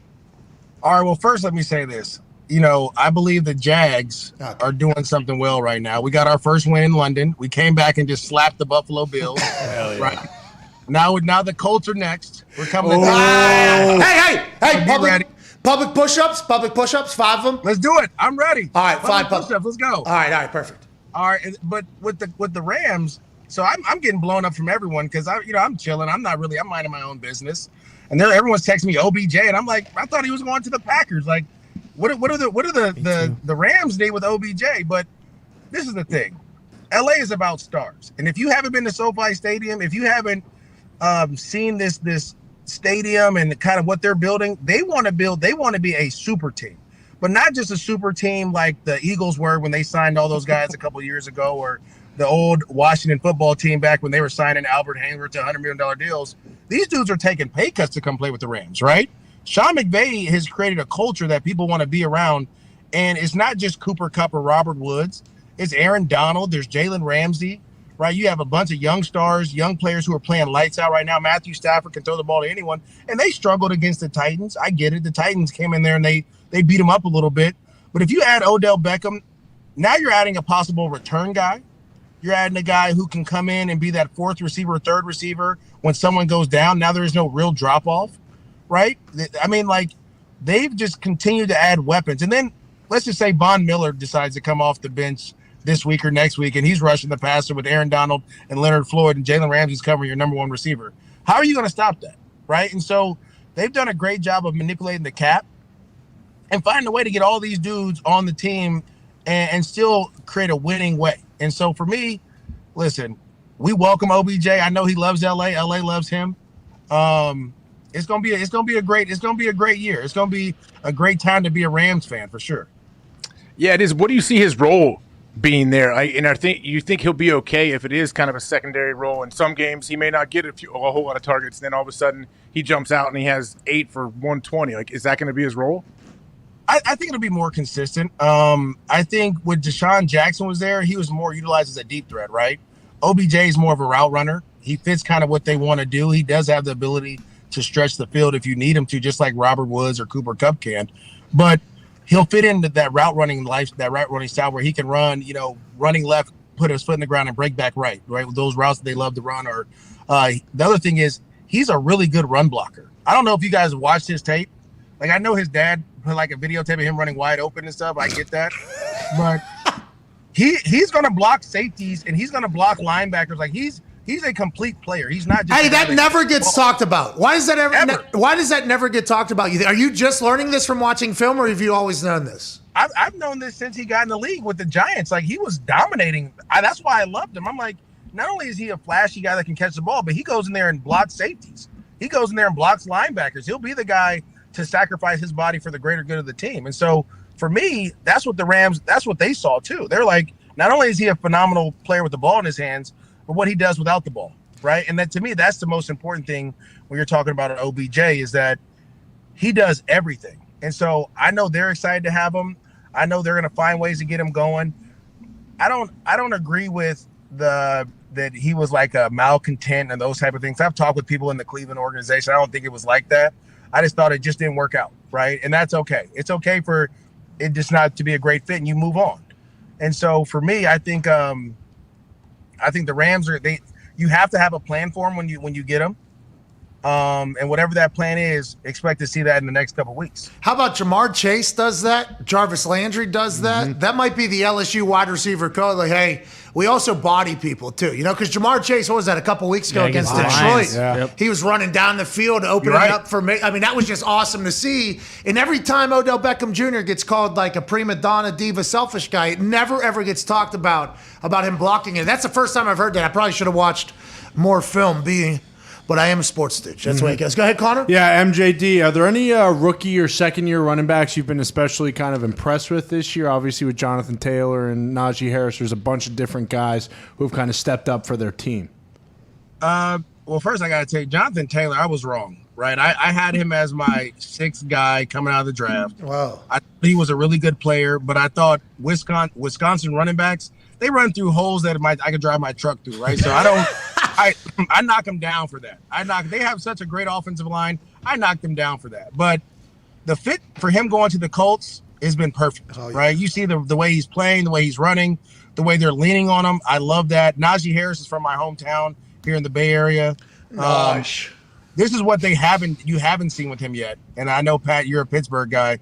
He can run routes like a receiver. So when they start lining him up out wide and you see him routing guys up eventually, that's coming too. Like I've coached against him in both 7-on-7 football and high school tackle football.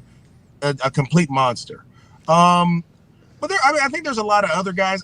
I mean, some of these young guys, I'm just trying to think of a couple as you guys put me on the spot. No. Listen, we can go. You already nailed it. Jonathan Taylor being the greatest is cool with me. That's all you have to. Listen, this is the other thing. I think DeAndre Swift, if he was in a different situation, he'd probably be the best out of all of them. But he's in Detroit. No disrespect to Detroit, but that's quite a they're trying to do some.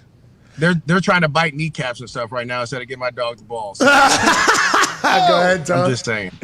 So now, like with Odell coming to the Rams, do you have an issue with like the Rams not being able to run the ball? Do you think to go farther in the playoffs that they're going to have to start running the ball better?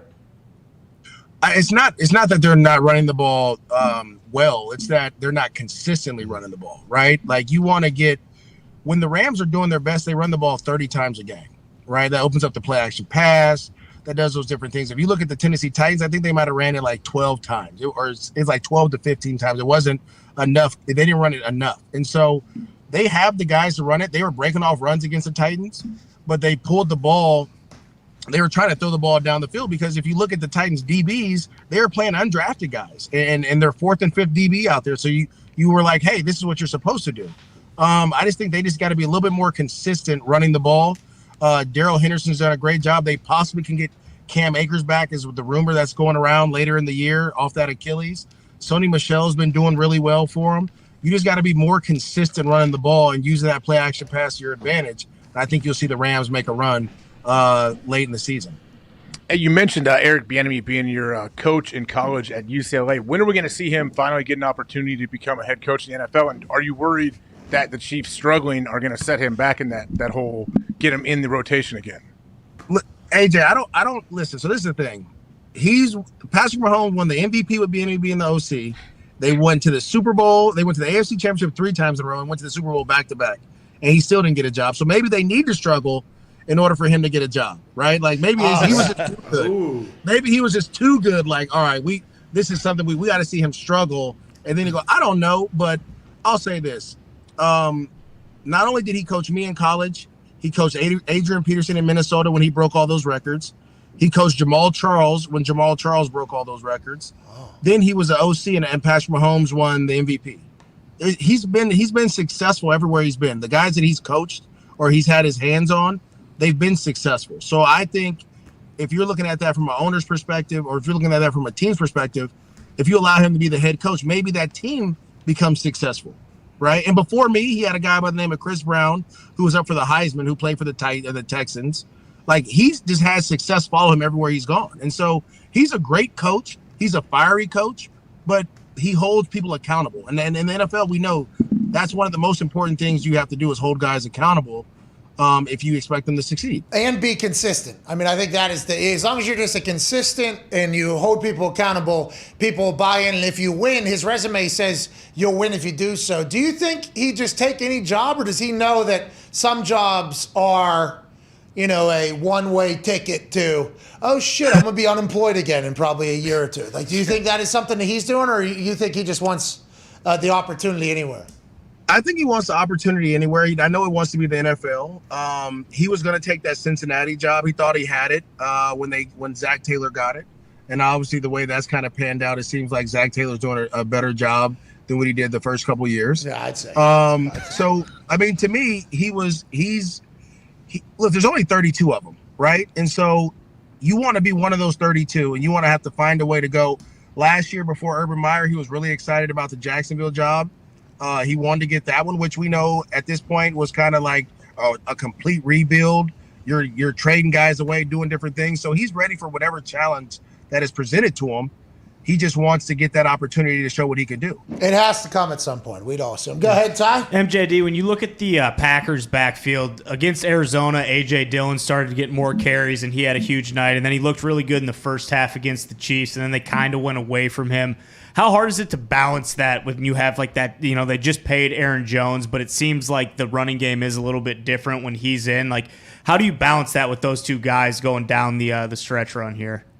Well, one thing is, as a head coach, that's your job, right? You have to be able to say, okay, it's getting colder. We want to get A.J. Dillon going because he weighs 250 pounds. He's going to be tough to tackle. But we also want to find ways to get Aaron Jones going because he's so explosive, right?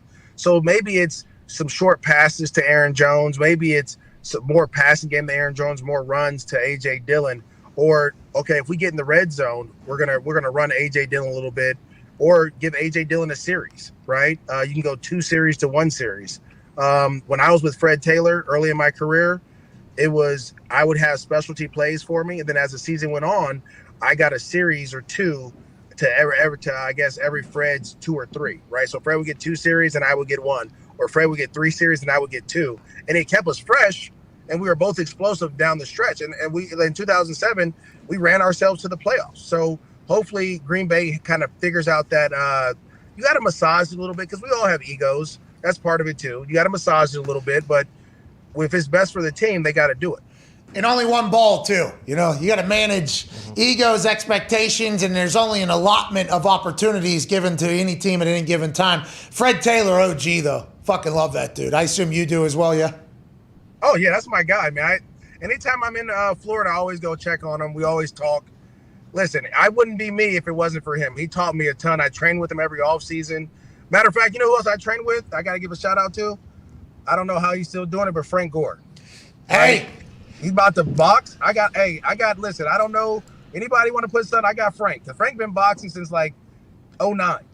So I got Frank too, by the way. I got Frank. Yeah, we all got Frank. He played football with no pads for 35 years in a position that you get hit every single play, basically. That's what I couldn't believe. I'm like, Frank, what are you doing? Put some thigh pads in. No, I'm okay. No, and his shoulder pads. Yeah. His shoulder pads are literally like Rey Mysterio's luchador mask on his shoulders. This is literally what it is. And then his socks are always awesome. He is maybe my favorite just like football player of all time that I've ever got to experience. He was the fucking man. I got him as well. As soon as I heard that Dahn signed Darron Williams, Darren Williams, who we know, I guess he's been doing MMA for a while. As soon as he said, I'm like, I don't know if Frank Gore's the fucking guy that you want to do like, hey, I'm tougher than somebody. I don't know. I mean, good luck to both of them. I appreciate him doing it, but Frank Gore is that dude. I fucking love that man. Yeah, so I remember we'd work out in Miami in the middle of the summer in the heat. Then Frank go and box for 2 hours after. But then he showed up at OTAs or whatever, and he had his own routine at this point. He already had his entire offseason routine, and they were trying something new in the conditioning thing, and they wanted Frank to be the first to do it. And Frank was like, I ain't doing that. No, I ain't gonna. I'm gonna go do my work right here. Frank worked his ass off, but he had his own routine, and he was beloved by every human. But the equipment staff loved him because they had to deal with something new equipment-wise because he didn't want to wear anything. So the NFL always had these question marks. The training staff, I got him in a fight as well. And by the way, if you ever got in there, we'd take you as well, MJD. Oh, yeah. Yeah.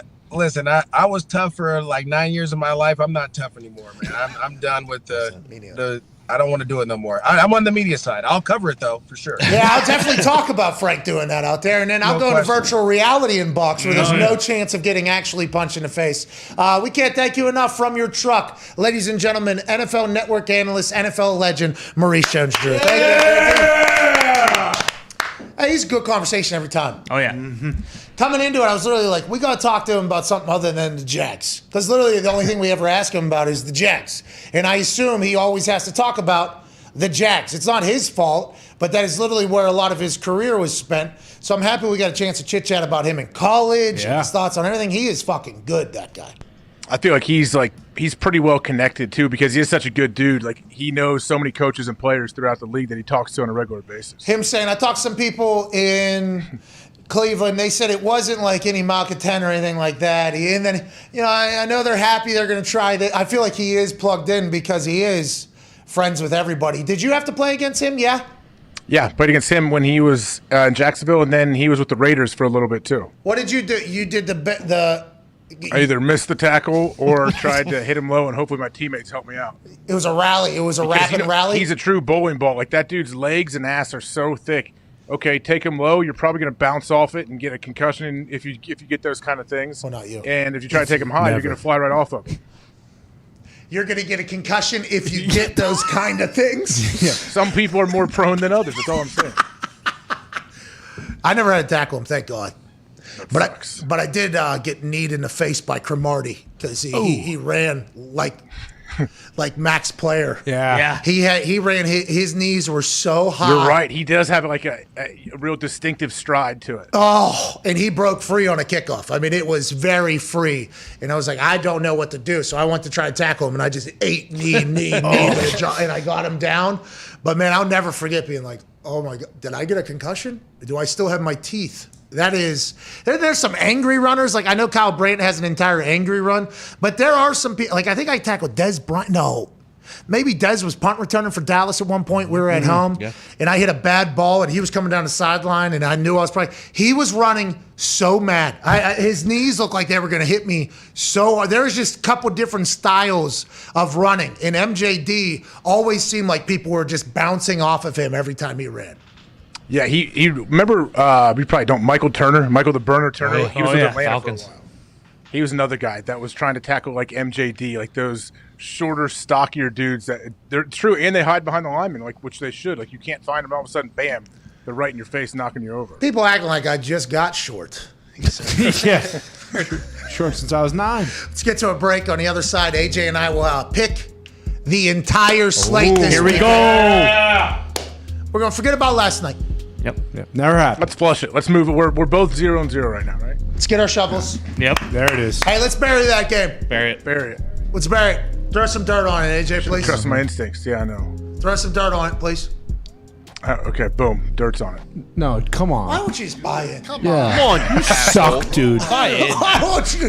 Your black boots with your black pants they look awesome. Well, thank you. And I'm going to put a sport coat over top of this, and that's going to be considered business cash tonight. Yeah. Boom. Hell yeah. This is the new thing, so I don't have to carry anything with me. I'll just literally pick up a sport coat, go there, come right back. How you doing? Keep it moving. It's Friday Night SmackDown. But we buried that game last night, you and I.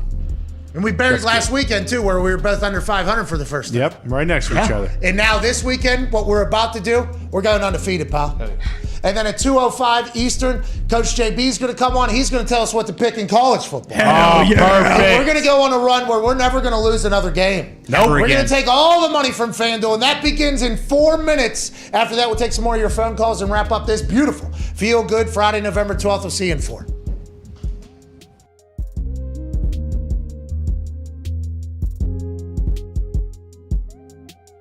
Welcome back to the Pat McAfee. Unreal. Oh, yeah. Foxy's added some new tools to the arsenal. A couple transitions. Some new shots to the bag. Wow. I assume we've had access to these for a long time? I've known about them forever. Yeah. Why not today? I guess. I mean, you just found out about them, so let's go. Can we hit one more of those Yeah, things? here we go. We'll go to the boys. Yeah. Whoa! Shit, to you! Bring it Hey! How about this one? Whoa! What? Bring it back. I'm blue. I would green. I would die. I would green. I would die. That's right, Foxy. Hey, way to really up the game. Foxy. Hey, boy, Foxy. Welcome back to the show. Those are awesome. Awesome. Unbelievable. Hey, one more. Hit one more. Yeah, Do we hit come on. How about this? New one. How about this? That one doesn't do anything. Foxy. Is there a dissolve one? See, this is where pigs get fed, hogs get slaughtered. We got too greedy. That's right. We had a good run on 3 or 4 transitions. We tried to reach into 5 or 6, and we just didn't have them in the bag. Bucket ran dry. Keep working over there. Yeah, the well ran dry. That is 100% case. Yeah. Some more water. Yeah, we need to call them in maybe next week. We'll find some new ones in there. But we appreciate you for joining us. It is this show, by the way, that we'll be talking about. The show that you just watched right there. I have a surprise, obviously. That's what this show is all about. We have boots on the ground in Cleveland, who I assume knew this was going to happen all along. Ladies and gentlemen, live from Cleveland, Mr. Jason Glazer. Your thoughts on Kyle Pitts to Atlanta, fine sir? Oh, there's a delay. Well, first and foremost, Pat, I'd like to say, hey, listen, thanks for having me. Cleveland is beautiful this time of year. Granted, it does smell like a mixture of poop and diarrhea and sewage. Jesus. It doesn't smell great down here. Jesus. But I'll tell you what, 27 years in this thing, I fucking live for the draft. Love being down here. Love being into Cleveland. But yeah, Kyle Pitts, listen. What do you want me to say? I knew this 2 weeks ago. Really? I mean, do we need to do this whole fucking song and dance? Okay. I'll give you guys 1 through 32 if you want to know. You know, do you want to have fun? That's nice. You want to not know who's going? But yeah, I had this 2 weeks ago. You know what I'm wondering is if the guy you had in your studio, Mad Mel Kiper, I know that sorry son of a bitch didn't have this 2 weeks ago. Mike's not plugged in. Whoa. Yes, I did. I actually just explained it. No, you didn't. Yes, I did. No, you didn't. Yes, No, I you did. didn't. No, Yes, you I didn't. did. No, I you had didn't. this. I did. Yeah, I no, did. no, you I didn't. did. You I didn't. had this. I I did. had You it. didn't. Trust me. Can You I didn't. talk for Christ's sake? Okay, fine, yeah. Can Go I ahead. talk? Okay, Go ahead. yeah. Like I said, Kyle Pitts, No, you didn't. unbelievable talent. No, you didn't. You didn't fucking have Yes, I did. it. You're a sad sack of shit, Jason. Kiper. I know it. I looked at your mock draft.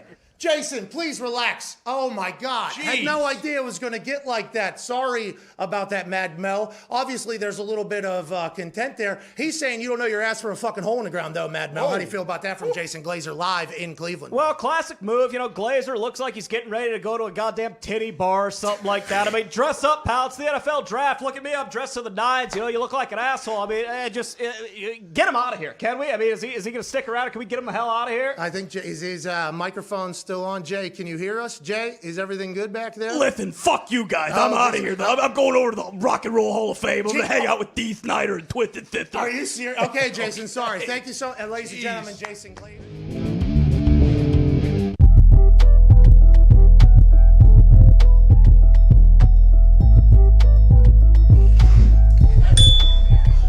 Welcome back to the Pat McAfee Show here on Feel Good Friday, November 12th, 2021. A lot of news being reported around the NFL right now that Mark Murphy is the reason why OBJ didn't go to the Packers. The Schultz report, who we don't believe has been right about anything thus far, but always seems to be in touch with things that could potentially be happening in leading the storyline to how we got where. Jordan Schultz is reporting this just in. Packers front office is the main reason why they failed to land Odell Beckham Jr. per sources. I'm told head coach Matt LaFleur wanted OBJ, believing his acquisition would be both seamless positive for the Green Bay offense, which is what we kind of said. Front office lowballed Beckham while the Rams believed in him. Sean McVay on the phone, Jalen Ramsey on the phone. Now it's being reported by the Schultz report, which we're not 100% sure which reports we can read as actual reports from the Schultz report, is saying front office obviously didn't get this job done. What are your thoughts on that, AJ? Is Aaron going to be fucking pissed? I don't know if they'll be pissed. I mean, it would have been a nice addition for sure, but can you say, Mark, I'm not trying to stand up for Mark Murphy here, but you had Schrager come on and say that McVay personally called Odell, and that's what sealed the deal. Did LaFleur try to make a call to Odell or not? Well, and also, though, McVay is the one that's making all the decisions, basically, because remember whenever I said the Von Miller and the Matthew Stafford, I said, is that the owner, Stan Kroenke, wanting to win a Super Bowl in L.A. to have the fans forever? Is that Les Snead? Yep. The GM? And he said, no, that's all McVay wanting to get this done. So maybe McVay is also the one who could say, we'll be able to make it, we'll pay you more than what they're paying. We'll put a bonus on the back end. Is that what McVay's doing? Is McVay calling all the shots front office-wise too, and Les Snead's there to make it happen? And Tony contracts just kind of deals with it on the other end? I would guess that McVay called him up, and McVay being such a football guy, I bet he sat there and he was so juiced and he had so much passion describing to Odell how he was going to use them, what he was going to do, and the route combinations. This is how we're going to work you with everybody else. And I'm sure Odell probably got there. He's like, yeah, I'm going to go live in L.A. and do this and catch a bunch of balls and hopefully win a Super Bowl. Odell Beckham Jr. walked off of Kroenke's plane in L.A. this morning, cut a selfie promo for the Rams social media, and he said it felt great to be back home. He was just in New Orleans, I think, which is where he was born and raised, but I think that is what he literally considers his home because in the offseason, all he does is go to L.A. Remember, we've seen him, and Connor brought this point up earlier, we've seen him throw a football 200 yards at the UCLA campus during his offseason workouts over there. He's got a house. He's got a team ready to go. They got an owner that's spending all the money and a head coach that is like, get in here. I guess it makes a lot of sense, even though the Schultz report and others never reported that the Rams would be reportedly in the conversation. And Jeremy Fowler of ESPN is reporting that GM Les Snead and contract guy, the big sleazy Tony Gufano, does want to extend them next season. So Tony contract says we can make this work. Les Snead says, McVay, you want to make this work? Yeah, and they do it. They got to win. They're going. Maybe they do. Yeah, maybe they do. Never. Is it a failure if they don't win this year? Yes. Yes. 100%. So, I mean, you can do whatever. You got to have a lot of luck. You got to have health, everything. But I agree. Like, hey, why not go for it? I'd rather be cheering for a team that's going to go for it and say, hey, this. You can't claim that we don't care and that we're not trying. We're doing whatever we possibly can. What do you say? You'd rather cheer for that team than a team that like doesn't have an indoor facility? I can still cheer for the Bengals. You know. Whoa. Pick one. Well, I didn't say that. I was just talking about just in general. The different levels of a team trying to win versus, hey, trying to make money and field a team. You know, there's two different ways there, I think, to look at the whole franchise. Yeah, it is. I would hope if I was an NFL owner, I had so much money that it was just like play money to me. My NFL team was just like, hey, it doesn't matter what we spend. It's a write-off. Hey, let's just go try to win Super Bowl. Well, I think that's what Kroenke is doing. I mean, that was supposed to be a $2 billion Jerry stadium. tries that too. It's not a guarantee. That's the hard thing. But they know they have to win the Super Bowl in L.A. If an L.A. team wins the Super Bowl in L.A., you have all the fans forever. And I'm not saying that the Chargers aren't trying to win a Super Bowl every year, but I think Kroenke sees the bigger picture as like, this is a battle for L.A. right now. We have all the superstars. Lakers Clippers, right? Isn't this Lakers Clippers right now? Yeah, we have all the superstars. Even LeBron seems to be a Rams guy out here. We have all the superstar names. We have all the branding. We have the nicest stadium in the NFL. We're going to have the Super Bowl. If our team wins the Super Bowl in the nicest stadium in the NFL, in our city in which we're new to, it's only going to continue to grow forever and blossom into a massive business success. I think is probably how Kroenke's looking at it. And imagine, Kroenke's probably sitting there, he's like, all right, I don't want to get too far ahead of myself, but Odell comes in, we have Von Miller. If we go on a run here the second half of the season, imagine the momentum they're building. Every home game, there's more and more stars showing up, and then you can have a playoff game at home maybe, things like that he has to be thinking about. Man, this should be good. Fingers crossed everybody stays healthy. Yeah, the spotlight's definitely on the Rams now. Yeah, More so than ever. They're here fucking dialed in on it. Can you Holly on that thing? Yeah, I can bunny hop, dude. Fucking respect the sport. Can you? I mean, a lot of people can't. I was shocked whenever I get out and ride bikes that people can't do it. My bunny hop not as impressive as it once was, but I can still get both wheels off the ground. You can get back wheel off first. That's all you got to do. Yeah, but I can't get it as high as I used. I used to be able to like. Let me see. I bet you get it pretty high. All right, I'm not. Don't be an asshole. Come on. Yeah, you hear me? You got plenty of space up there. That place isn't crowded. You can do it. Oh, you're an idiot. All right, let's pick the entire slate, shall we? And the reason why I rode my bike is because I'm about to ride right past you in the rankings. Hell yeah. All right, I'm gonna. Excuse me, Hawk. I got games to pick, pal. Let's start with Jags and Colts. I got Jacksonville minus 10.5, plus 10.5. I mean, we'll have to look at the tape, but I think you said Jacksonville minus 10.5. Yeah. I don't want to have to. I don't have to be a stickler for the rules, but it seems like that's a new thing in this entire thing. Okay, whatever you need to do, but I'm taking the Jaguars plus 10.5. Okay, give me the Colts. Wow. There you go. What's up? That's a lot. Are you swinging the baby hammer? A lot of points. Yeah, but Carson with his Jonathan Taylor, his kid coming in. They just had that Super Bowl against the Bills. Yeah, Carson's playing with kid coming or not. That's right. Give me the Colts minus 10.5. This one's for Carson's kid. Yep. They're gonna say Duke Bobcat. Duke. Hey, let's go to Duke Bobcat. This one's for Duke Bobcat Wentz. All right, let's win by 11. That's what they're gonna say. Let's go. That's what they're gonna do. Let's move on to the next one. That's a lot of time for a Jacksonville game we just spent there. Cleveland and New England. 2.5 in Foxborough is what the Browns are getting served for Week 10 Sunday. This one's a little bit more difficult for me. You know what? I got Patriots here. We don't want you. No Chubb. No Chubb, right? He has not reported to the facility at all yet. Tomorrow at 4 is the deadline. This is rude. Chubb's not playing. I'd like New England. Chubb's playing. I'd like Cleveland. Whoa. Demetric Felton. Myles Garrett will be playing, right? I saw him running one-on-ones with Jadeveon Clowney earlier. So would you like the same stipulation or no? Yeah, if Chubb is playing, I would take the Browns. If he's not, I'll take the Patriots. Okay, cool. Look what we just did right there. Okay. Okay, there's no rule set against it. Mm-hmm. Pending Chubb asterisks. Pending potential Chubb. Okay. Pending Not- Chubby. Yeah, never mind. Well, sometimes Chubb pop up out of nowhere. Out of nowhere. This one Yeah, we do will not turn find- around. Do not turn around. Just tuck it. Because if he's running hard. I'm not. Listen, we already disinfected your Chubb. Penis hole. Let's go to the I'm next just looking one. out for whoever's back. This is going to take 10 hours to get. Falcons versus Cowboys. Falcons getting 9 points going into Dallas. And we know that Mike McCarthy and Jerry Jones are having their weekly strategy meeting on how the Cowboys will take on the Falcons at home. And Jerry said, hey, how about this week we hit the fucking watermelons? Because of what happened with Denver last week. And Mike said, hey, Big Jerry, I'll go get those watermelons. I like the Cowboys at home here against the Falcons. Give me them -9, AJ. Yeah, I like the Cowboys at -9 as well. To be honest, I'm I potentially think it's a bit fading high, myself. though. I think that line's a bit high. Oh, yeah. Yeah, me too. Like, I really like the Falcons, but I feel like they want us to take the Falcons. And now I'm fading myself. And this is not good because we still got 9 more weeks of this. So I'm going to have to find a way to get out of there. But I like the Cowboys as well because it feels like I'm supposed to take the Falcons on this one with how it's going. So I'm just going to try to, bet the line here. Let's go. Bills, Jets, 12 points. Bills potentially going into MetLife and making up for the shitty pants that they had last week against Jacksonville. Your thoughts? I got to take Buffalo.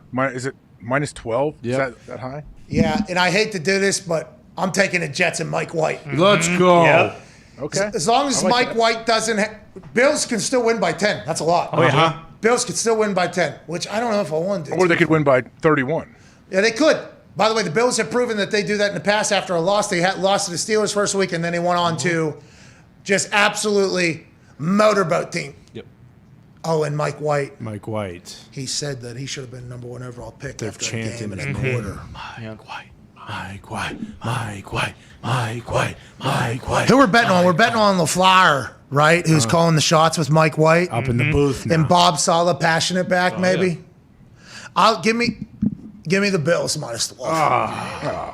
Okay. Give That's the me Bills. too. Give me the Bills -12. I'm going to hate that. Give me the Jets +12. Let's go. I'll take the Back. Jets +12. And that's a sharp do-do-do-do. That feels like a sharp do-do-do-do. That feels like a sharp do-do-do-do. Am I a sharp? Saints getting 2.5 going to Nashville against Adrian Peterson, Ryan Tannehill, and the Titans. Thought the spread would be higher on this. I like the Titans. Kamara seems to be Yeah, he's Give me the Titans. Let's move on to the next one. Let's not even overthink it. And they'll probably change that line. We got it at 2.5 still. Bucks, Washington. Washington getting 9.5 at home against another team coming out of a bye week. The Bucks are without, I think, AB, Gronk.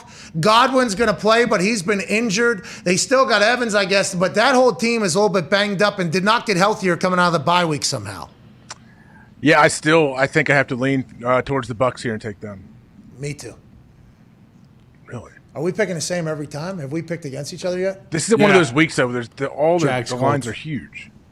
There's only one game under 2. Lions, Steelers, 8.5. Jesus. Nick will be at this game in Pittsburgh, so that is something to keep in mind whenever you're picking this game. Motor City, Dan Campbell is going to be a larger part of the offensive strategery. Hell yeah. I hope Sheila Ford Hamp is involved, just like Jerry Jones is as well. Detroit getting over a touchdown in Pittsburgh. Well, Evie, I'm sticking with you today, buddy. I'm taking the Lions here. All right. Fool. Give me the Steelers because the Lions is the Lions. Hell yeah. I'm sorry, AJ, but I don't think the 0-8 Lions have any chance against the Steelers. I'm expecting the Steelers to win by at least 30 points. Okay, and Steelers fans are scared to You death. think the Steelers are going to score 30 points? No. I haven't yet this year. Listen, the Steelers fans are scared. Look at that. Diggs is scared to death of this weekend. That I he's don't gonna have understand why. It's the 0-8 Lions, boys. They're going to crush them. Look at this guy. Right here. Yeah, you see what Foxy's doing. Foxy's trying to get his Foxy jinx on this thing What are you somehow, talking even though he about? doesn't believe in it. It's not magic or whatever. I got the Steelers then. I'll take the Steelers just because it feels like everybody in here is so against them. And Diggs is one of the best gamblers of all time. No. Pat, you know what I'll do if the Steelers lose or even if they don't cover and they make you look bad with your prediction here, I will take that blame upon myself. We can put it on the Nick Mush being in the building. We won't put it on the players because I don't need to see those guys out there working hard critiqued like that. Put that on me. I'll wear it. That's very Good guy. That's a good guy right there. Rust belt. Thank you, Nick. With that being said, I will take the Lions. Wow! I'm sticking on the Steelers. I'm staying on the Steelers. Hawks got the Lions, though. I'll take the 8.5. I need you to will them boys to a 9-point victory in there, Nick. Let's go to Vikings Chargers. Vikings getting 3, going to LA. Obviously, a lot going on off the field for Dalvin Cook and the Vikings this week. Chargers always quiet, under the radar every single week. How do you feel this one goes in SoFi? Yeah, right. The Chargers definitely seem to have been flying under the radar, but I like the Chargers here. What, -3? Is that right? The Chargers have been bad. Give them to me. That needs 3, yeah. The Chargers have been bad. Like, they actually... Squeezed by the Eagles. Like, bad. In the Baltimore Vikings game last week was a knockdown, drag out. How many times am I going to believe in the Chargers and Justin Herbert? Just like last year, how many times did I believe in the Arizona Cardinals and Kyler Murray? Will I let Justin Herbert in Week 10 break my heart yet? I will. Give me the fucking Chargers. But I want to let everybody, he's on my notice. That team's on my notice. That they might be the unfuckwithable game of the week. Okay. I don't think a Vikings game has been decided by more than 7 points, I think, all year. Yeah, they lose a lot of close games and choke in a lot of them as well. So I think I got this one actually at 2.5. Oh, yeah, that's right. I got the Chargers minus 2.5. Okay. So then I have them at -2.5 too? No, well, you got, when did you get it? Same time you did. Yeah. We got it at -3 then, I guess. I don't You know. bought a half a point. Yeah, I mean, I will only take a 0.75 here on this one. Okay. Of a point. That's big of you. I'll take 0.74 then. Oh, that's very nice of you. Okay, so we'll both get -2.5.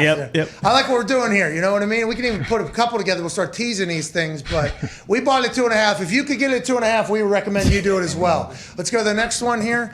Panthers, Cardinals. Cardinals, they just beat the shit out of the Niners, with Niners having their best player come back, with no quarterback, no wide receiver, and all of a sudden James Conner is an absolute beast. What's that spread right there for the Cardinals? Cards -10. It's 10.5 now. Yeah, Cardinals -10.5, not +10.5. Dirty got a little excited. You know, the Cam Cardinals are Newton's at home. back, but he's not playing this week. Cardinals -10 going to Carolina. At home. Oh, Cardinals at home? Okay, at home against Carolina. Dirty, what the What fuck? are we doing? Who's Carolina's quarterback this week? Cam. PJ Table TJ. on his head. I don't like this line being that big, but I'll take the Cardinals. Give me the Panthers. Is Cam going to be dressed? He's at practice today. He has to, right? He's the backup. One pinky, If he's the backup, he's getting in the game. one pinky, one finger, one thumb. All love. Saw Cam Newton do this Oh, on yeah. a golf cart.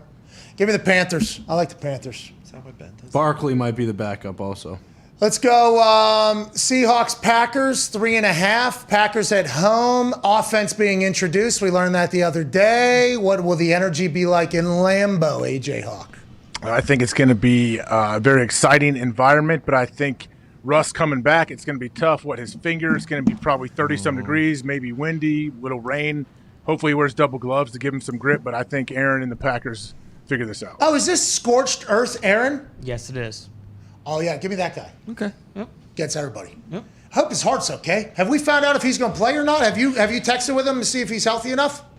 I don't know. I mean, tomorrow's the day he checks out, right? Yeah, tomorrow. Yeah, but is he running any 2-minute drills in the backyard, in the living room, in the kitchen? I'm sure he is. Yeah, I'm sure he's been ramping up as the week has gone. How's the heart? Do you know? Is his heart good? Is he still alive? I think his heart's fine. He's probably worried about thinking like the lactic acid you'd have built up along with COVID. He's probably doesn't want to be too fatigued. Well, that's what I'm saying. Is he running around the house Yeah. like a mile in, Answer the mile question, out? Jay. I saw a video of Diddy running from one end of his house to the other. It was a mile. Mhm. Yeah. I'd assume what Aaron's got in Green Bay, I think that's probably a 2-mile trip. He could maybe hit a mini marathon a couple times. That'd be nice. Let's go to the next one here. We both got the Packers. Eagles, Broncos, 2.5. I like the Broncos. Okay, give me the Broncos as well. I hope the Eagles win, though, because I'd like to hear Coach Sirianni. And then Chiefs, Raiders, 2.5 here. Chiefs all out of sorts. Raiders lose a game, but Coach Bisaccia is still leading the way over there. It doesn't matter. Chiefs for me. If it's only 2.5, like I have to take that. Yeah, Chiefs are going to wake up at some point. We'll see how it goes. Hour 2 wrapping up here. We just predicted the entire slate, AJ. Let's go ahead. Hey, let's go ahead and have one. Let's go ahead and make a lot of money this weekend. Hour 3, we'll see Coach JB. We'll take some phone calls. We'll get college football picks. And the boys will be electrifying and alive. AJ, teasing any breaking news for the next 60 minutes? I think JB may have some breaking news. Oh, maybe. And if not he, then maybe AJ. We'll see you in 6 with Hour 3 on this Feel Good Friday, Pat McAfee Show. Most beer you did in one night, you think of one of those shows? Well, I never forget when we went to Japan one time. Dudley, Stacy Keebler. I mean, there were so many people out there. I think we went through 103 or 108. Now, between just for myself, I'd always make sure to have about a 12 or 18 pack there. And, here's the thing when some people say, oh, shit, man, you got too much of that beer on you. You don't even know how to drink beer. It's like, dude, fuck you. You don't know what I'm trying to do. I'm trying to entertain 20,000 people in an arena. If I just go out there and sip it real properly, how fucking exciting is that? So when you're out there on an empty belly and you're shotgunning beers and all that shit's going in, the half that was going in was for me. The half that was going on was for them. Nice. But I'm telling you, Pat, when you shotgun a bunch of beers like that and you're drinking about half of each beer, you got a pretty damn good buzz when you come out. And that's a sacrifice I was willing to make every single night. I would assume you were pretty fucked up, yeah. When did you start you know, self-cheersing? When did you start self-cheersing? Was that something you did in college? You're like, hey, Steve, good for me, man. Like, when did that start? No, you know what? I got to give credit to Sandman for starting that, but he was bashing him off his head, and I don't remember, and it wasn't because Sandman was doing it, so I don't want to say I copied him, but he was the first. So, and then my style was, because people always get us confused. They'll say, yeah, man, you used to bang them on your head. No, motherfucker, I was the guy that clacked them together. It was just something we came up with. I don't know how the beers got introduced to the ring, but it became a thing, and we ran with it. I just saw a picture of you getting out of, I think, a 757 that was from Jim Irsay. What was that, and have you ever been in that plane before? I thought it was like the team plane to fly all of the Indianapolis Colts. Literally, I mean, it's got the logo on it, Pat, and it was awesome. But look, that's just Jim. Pat, I had a wonderful 14 years there. It's obviously the team that I wanted to play for always. I understood the decision he had to make, and no hard feelings, and for him to send his plane to fly me and my son down here, it was a great gesture. A lot of room for me and Marshall. We were throwing the football.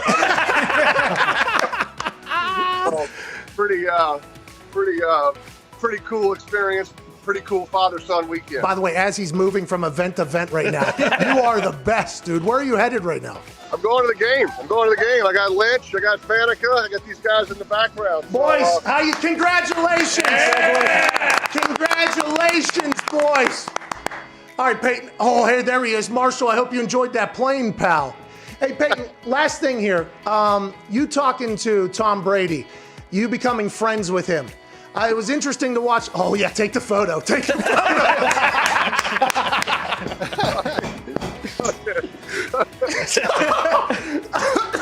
All right, we will wrap this up. Well, I'll tell you, Pat, I don't think anybody can do what Tom has done. Look, I know how hard it was for me to get on the same page with my receivers, learn a new system, learn new coaches.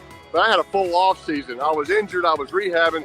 The fact that Tom has done this in a COVID pandemic offseason, no time to meet with his receivers. He met with his coaches illegally by breaking into Byron Leftwich's house. So besides that, it's been incredible what he's been able to accomplish, and he deserves all the credit. His leadership is what's put the Bucs in this game today, and I have great respect for him because I know how hard it is, but he deserves all the credit. Hey, how did you know Red 18 was coming? Pat, I mean, I can't tell you how much I appreciate you telling that story and just growing the legend. That was about the 18th time I tried it. I was 17 going into that. And, you know, when it doesn't hit, you just keep walking. Nobody ever really tells you about it. So when it hit, I was as surprised as you were. And the reaction from some of the good old folks there in the casino that night was pretty special. Well, I appreciate you doing that. You made me and those folks in the casino a bunch of money. Congrats on the Hall of Fame nod. Thank you for spending time. Enjoy yourself at the game, Peyton. Pat, thanks, pal. I appreciate you. The Sheriff Hall of Famer, Peyton Meyer.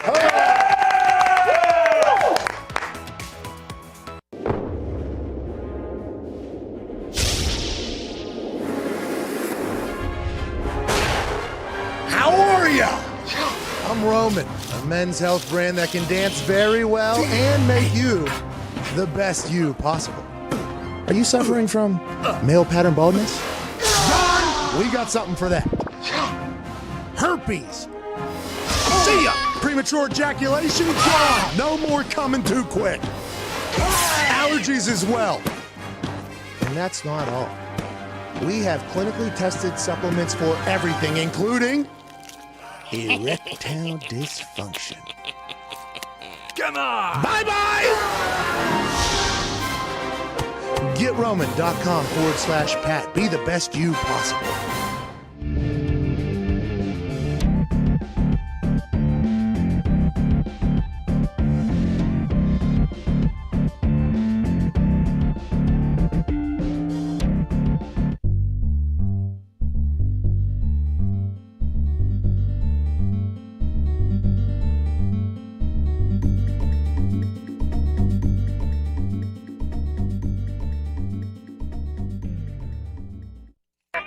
The Pat McAfee Show. There'll be no rules for our guests, for us, for the things we can talk about. Yes, speaking his mind. I've never had a problem expressing my opinions or my thoughts or anything like that. While being relatable. I haven't had that manufactured fake-ass celebrity that a lot of people have whenever they go on those big networks. I've had a chance to really build my crew, build my following, build my audience. And ridiculous. What am I supposed to do? So I'm supposed to look at something that I can definitely afford and say, nah. Is that what I'm supposed to do? The Pat McAfee Show starts in 3, 2, 1. Welcome back to that show, Hour 3 with AJ Hawk, the Toxic Table, the Hammer Dahn Cowboys, and a JUCO champion coach that will be joining us in moments begins right now. Yeah. AJ, this Schultz report that we said we have no idea if anything this guy says is accurate about the front office not getting involved for the Green Bay Packers is notable of a conversation because the Packers were allegedly, by all reports that were potentially wrong, not just Schultz report, we're talking about everybody, the Packers were a desired destination. Why couldn't they get a deal done, you think, for OBJ over there, AJ? Do you think it is because Sean McVay went full recruit and the Packers said, we got a game to prepare for? Okay, we're not college coaches. We're not going to do this entire thing. We want you here. Do you want to come or do you not? Do you think that's how it all went down? And should this be anything we even think about with Aaron thinking about future? I mean, I don't know if it's like a giant deal, but yeah, I mean, could the Packers, I'm sure they could have figured out under the cap, paid him what the Rams are paying Odell, right? Yeah, I don't know. Because the Rams, some teams seem to have no salary cap. Yeah. Like some teams just don't. I mean, maybe the Packers, do you think the Packers reached out to, they said, all right, yeah, we'd love to have you. But, you know, because you're getting paid from Cleveland, it's league minimum, but that's not how we feel about you, but that's all we can offer you, and we're not negotiating. Yeah, probably. Is that possible? And then Odell came back and said, there's potential $4.5 million over here in a warm weather climate where all the stars are in Los Angeles. And the coach, they called me and told me how I'm going to be worked into the game plan and everything I'm going to be doing, and they seem very excited about me coming. Oh, and I get to be in LA and say I'm home now. And Goot and LaFleur and maybe Mark Murphy, everybody's like, I mean, we got no fucking chance. We're not going to pay him that much. Let's get the hell out of here. I assume that was potentially what it was. But the report that is potential, he feels disrespected, is that goes into a much larger conversation about how everything kind of took place. Yeah, exactly. And I think it really is like once we found out yesterday that he was going, like none of this stuff would have really mattered because I think like Rodgers even, like he enjoys playing with the guys he has. He trusts those guys. Like, it would have been nice to have Odell, but we're not begging. No, I think exactly. They're good. I mean, so who cares? But we'll see how it works out for the Rams. I'm expecting that it's going to go well. A man calling us from L.A., born and raised in Compton, California, would go on to have championship success as a JUCO coach that was spotlighted on Netflix's Last Chance U. Oh, yeah. The man who founded Slapdick Whiskey, Slapdick Cigars, the Slapdick Podcast, Real Coach JB. Yeah! What up, man? Can you hear me? Yeah, you sound amazing. I'm happy for the first time in like 3 weeks. We got a good...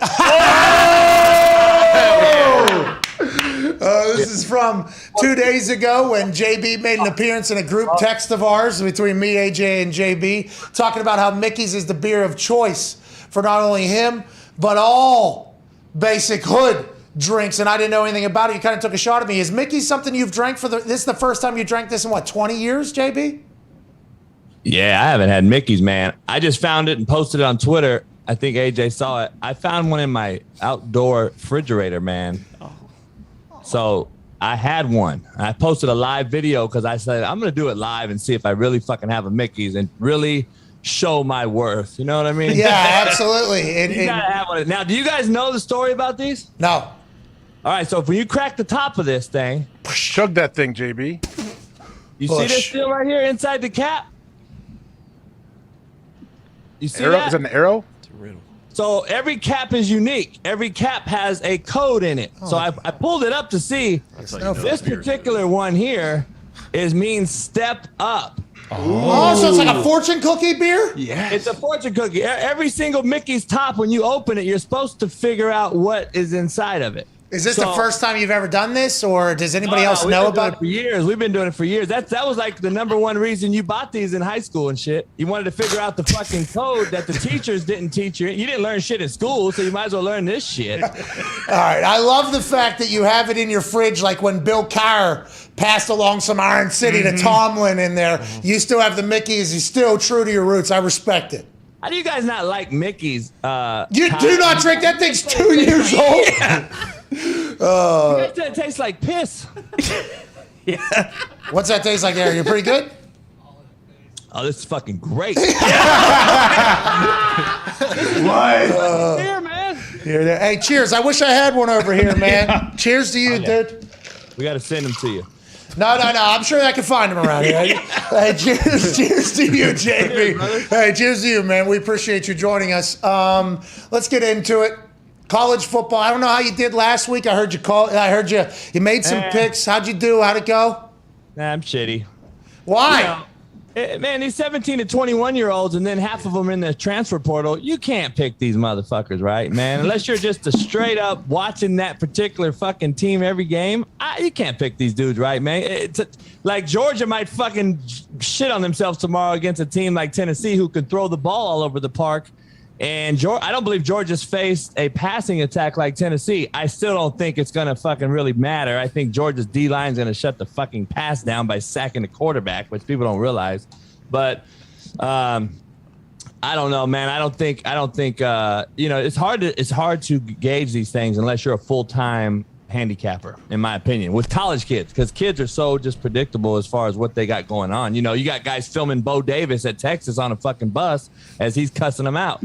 So like I did my podcast yesterday, nobody's safe anymore, man. Nobody's safe anymore. That used to be sacred ground, AJ. You know that a locker room and what happened with the coach and the team was sacred, ground, intimate setting. It don't exist no more, man. So it's just it's kind of unfortunate. You can't even have those conversations with kids that you're giving $100,000 scholarships to. How do you do that now, JB? Unloyal fucks. If you're a coach, though, how do you find that balance? We know, what do you say if you're allowing it? If it's happening, you're allowing it, or whatever. If someone if they're not undisciplined, whatever the players are doing. But how do you mix that fine line of having a disciplined team, but also letting them be themselves and being individuals and making plays? Nah, good question. Coach it or allow it, like we always say as a coach or in life, period, I believe. You coach it or allow it. Like I saw a kid in the store yesterday talking to his mom about what the fuck he wanted to eat that night. And I'm like, Mom, you're going to bow down to your son that's never paid a fucking light bill or a mortgage.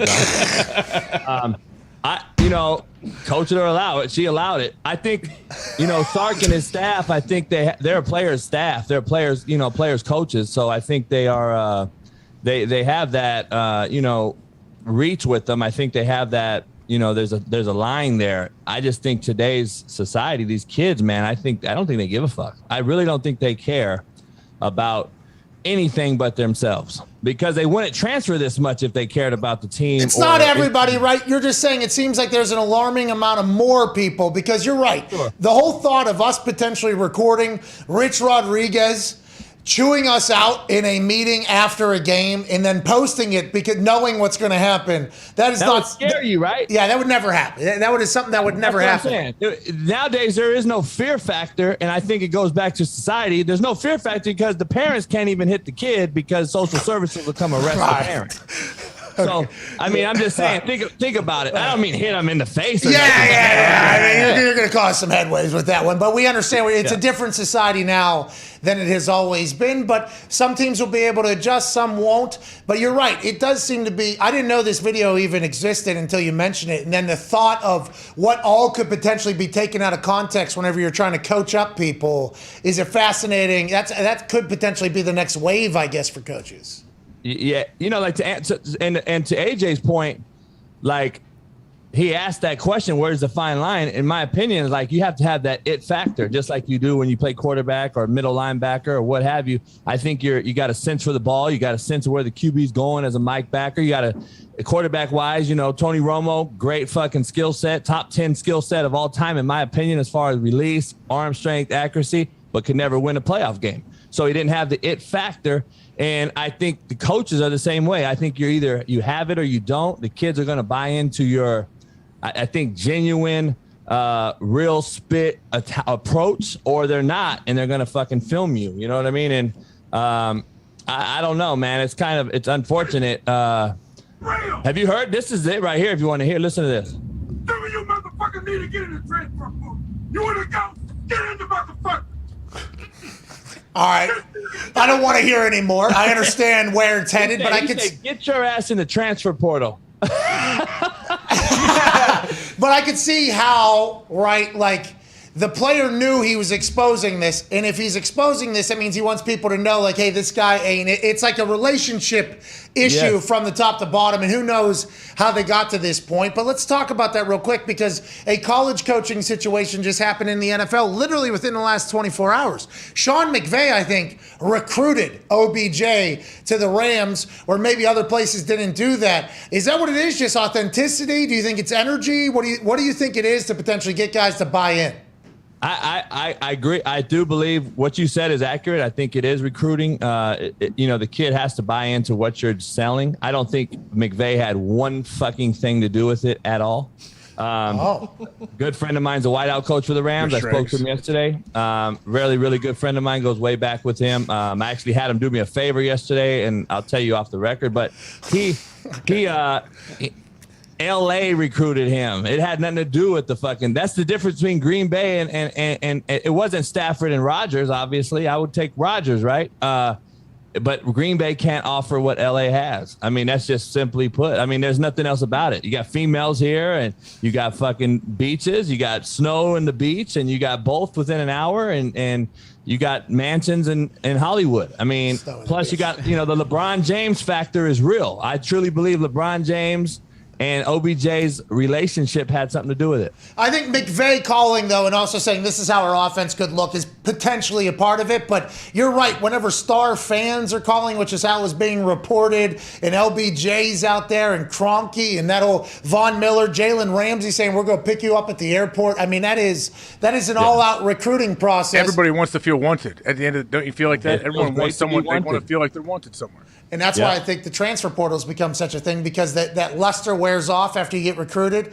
Then you think you're going into the transfer portal. Okay, I'll go somewhere that wants me the same way I was allegedly wanted here a few years ago and it hasn't worked out. And who knows how any of it will end up panning out. Go ahead, Tom. You know what's fucked up about it is you leave a school. Let's say you leave Alabama. A linebacker yesterday entered the portal from Alabama, and I saw a meme or whatever, and it was pretty true.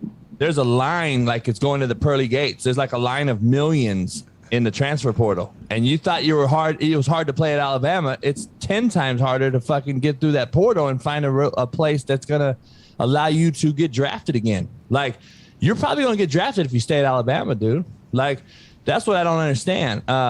I think these people are grass is greener on the other side type of deal, and unfortunately, sometimes it's not. And these kids just don't have enough nuts and guts, in my opinion.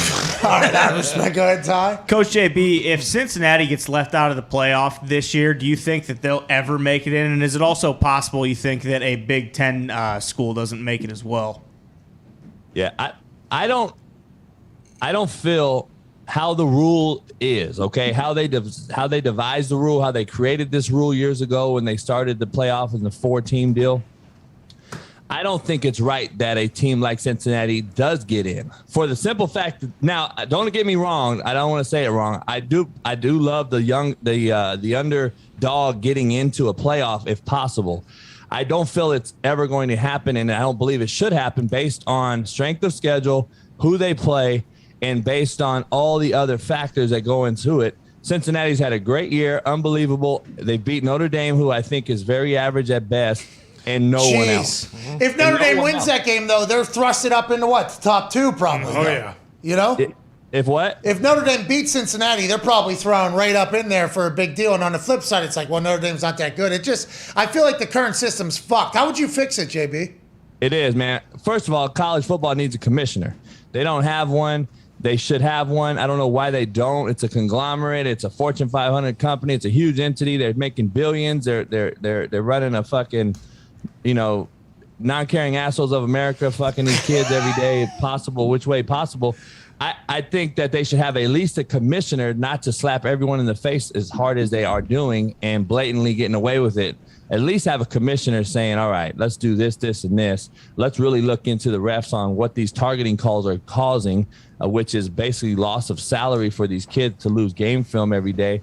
They have no interest or investment in these kids, so they don't really give a fuck when they suspend you after you've just spent 9 months of your life busting your ass to play in this one game, and you get a targeting call and you're ejected in 10 minutes and your whole fucking career might be over. So it's like, what was his name? Like, Stakowski?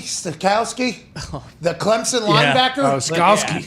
Skalski. That was in the national championship game? National title game. Like, you live to play in those games. And AJ knows that shit. Like, come on, dude. You're going to kick me out of that game. Like, that's like, you got to be trying to crawl through your skin to get back in that game. And a referee who has no clue about body mechanics or kinesiology or fucking anything as far as can control. You can tell me you can control that hit? No, you can't. But commissioner, in my opinion, is needed to figure this thing out. Because years ago, Boise State beat Oklahoma. You've had these underdog teams win these big games. They'll say it hasn't happened. Appalachian State won AA at the time. FCS now beats Michigan. I mean, you've had it happen. I just believe now it's more watered down and it's more amped to happen now with the transfer portal. You see it every day. Northern Arizona beat the shit out of Arizona this year. Jacksonville State beat the shit out of Florida State. And then that guy proposed. Yeah. Right. Yeah. Then the guy proposes as Jacksonville State's fucking him in the ass. Okay. Yeah. Unbelievable. Jacksonville State literally was winning the game while this guy's proposing. JB Ray, what about USC and LSU? 2 big jobs that are going to be open. Who should be hired? Man, it's tough, man. I don't know. I don't know if you guys noticed, your boy Dan Orlovsky's team, UConn, hired a good dude, a guy I know pretty well, and we actually have the same agent. Mora. If you saw the UConn hire, Jim Mora. So they hired. That's a surprising hire. Pretty interesting to talk. I've talked to a few people already. That's interesting to me that he went out to the East Coast, smaller school, but I think he'll do great things there. I was thinking he might be in the mix on one of those deals, and now you see him go to UConn, so that kind of throws a a wrench in this whole thing because, you know, he's a guy with not only the name of his dad, but his self coach in the league, big time schools before, turned UCLA around. I feel he was on the right path to the UCLA job. Like I said before, AJ, I think Miranda at Baylor, who's an LA guy, makes the most sense to me. I just don't know what his whole deal is. I don't know. So you don't know yet. You have no idea. You're still speculating, JB. I mean, finish the Mickeys, get to the bottom of it, and give us a goddamn. I'm just a slapdick. Yeah, absolutely. Go ahead. But I do like that you do. Mora hiring is very interesting. I think we're all very surprised by that, including Orshlovsky, by the way. He was very surprised by the entire thing. If they can turn that school around from what they've been, though, good on you. Good luck, too. It gets very cold there. Go ahead, Connor. Yeah, Coach, Monday night there was a pretty questionable taunting call, and then even last night there was a few roughing the passers. How do you think that the NFL should kind of fix those rules going forward? I don't know if they are, man, because, you know, the NFL's number one rule, as AJ can attest to much better than me, is just because of all the players I have in the league and coaching buddies I know, it's to protect the merchandise.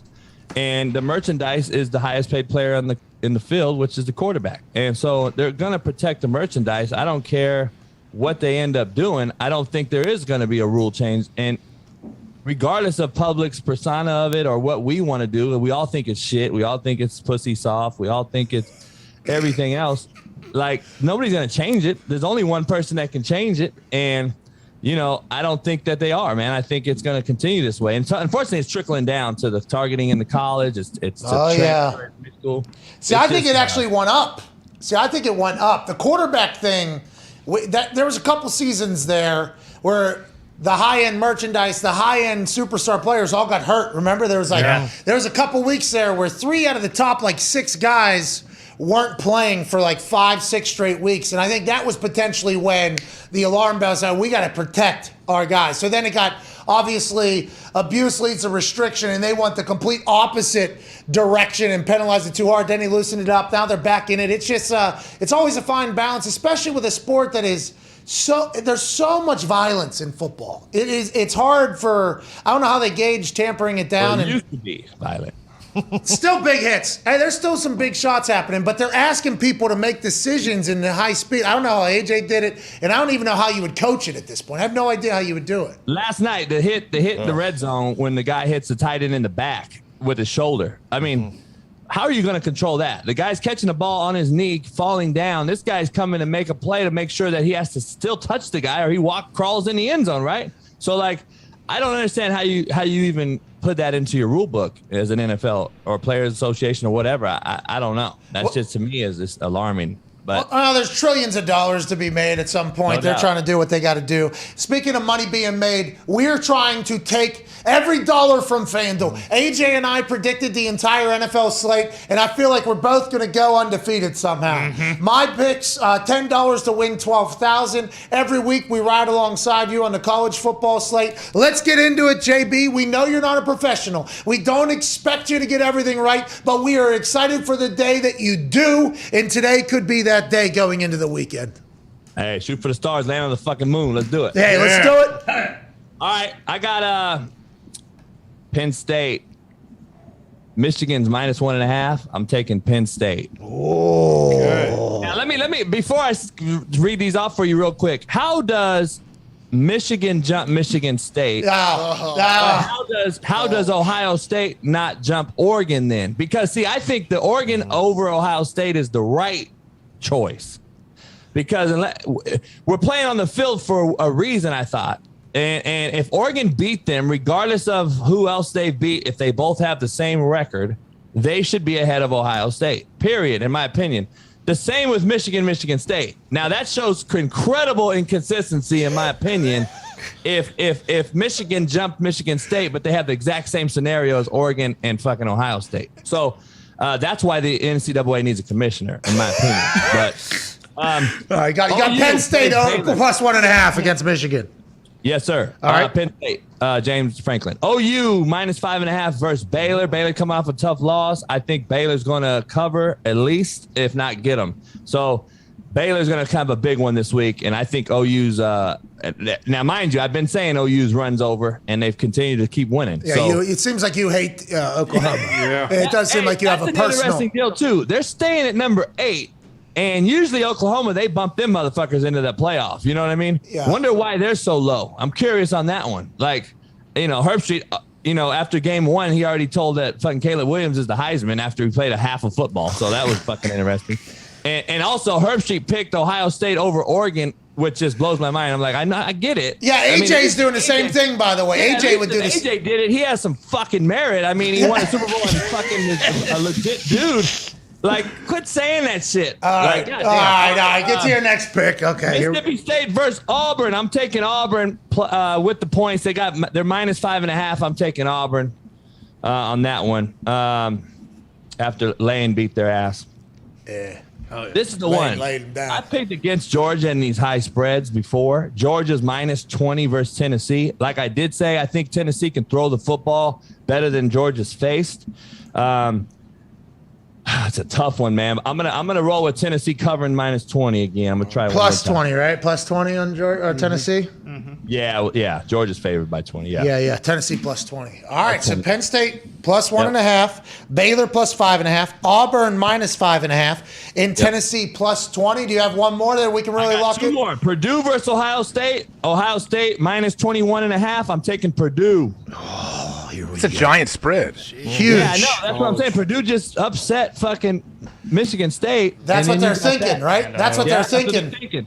My arena league football coach Jeff Brom was my coach. Great dude at Purdue. He's doing great things there.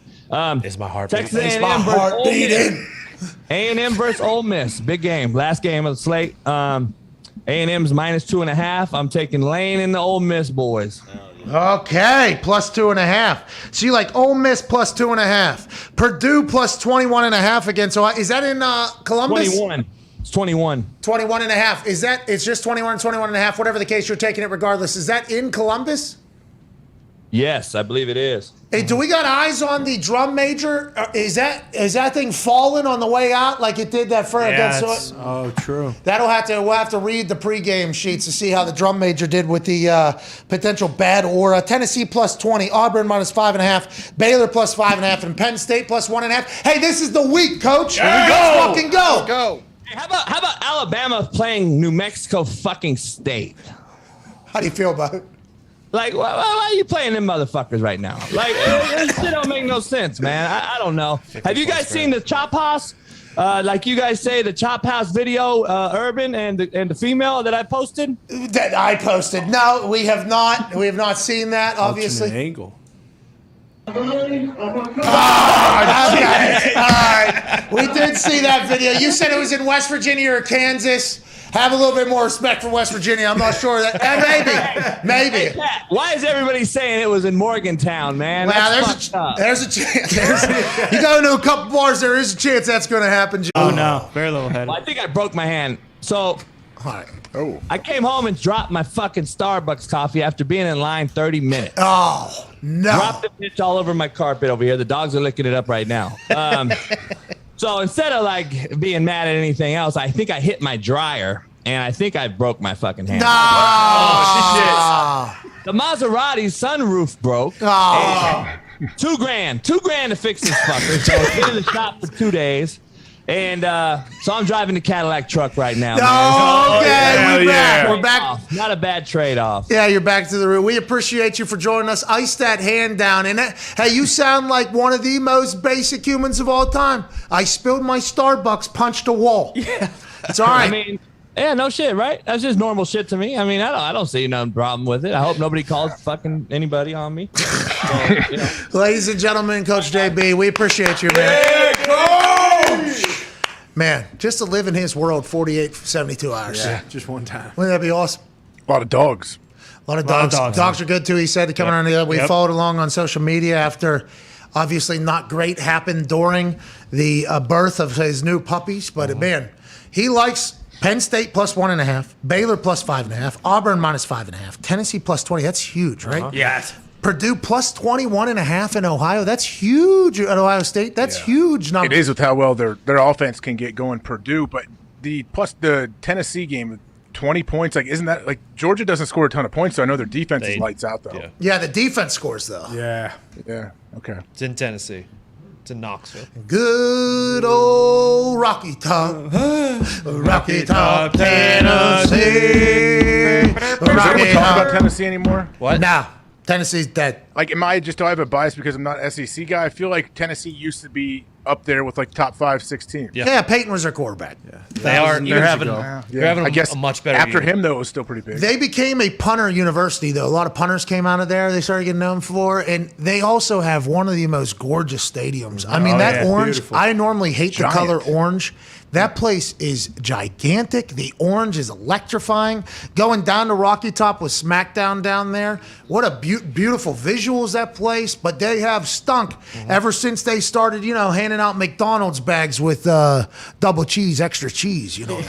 Some say Lane started that downward spiral.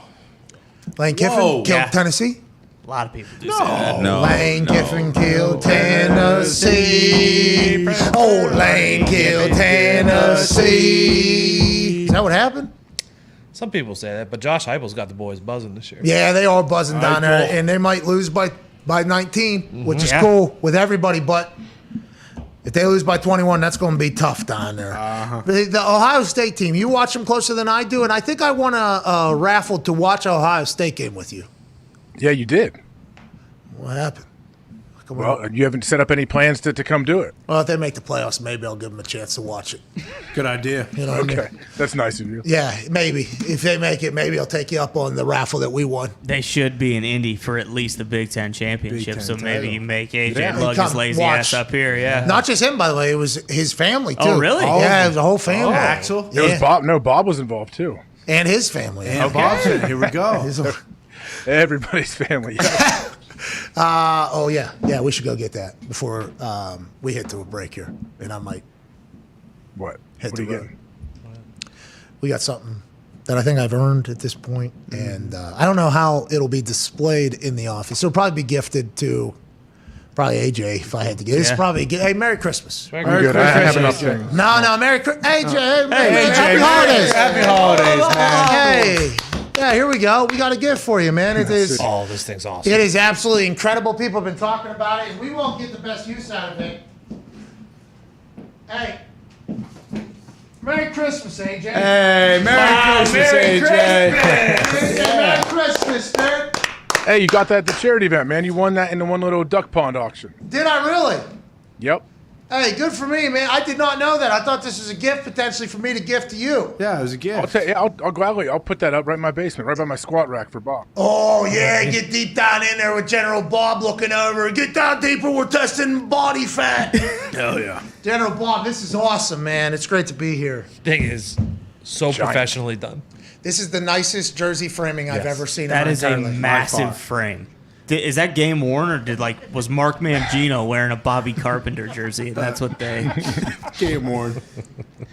Is this? There's no way he wore this. Yeah, Hold it up a got little bit. Let me stitches see. on it. Pads were a lot bigger than. Look at how large that jersey is, dude. Honestly, it's possible. Bob's like a the big jerseys body. they were really long. We tucked them in. What was he? 315, 400 pounds. Look how wide that is.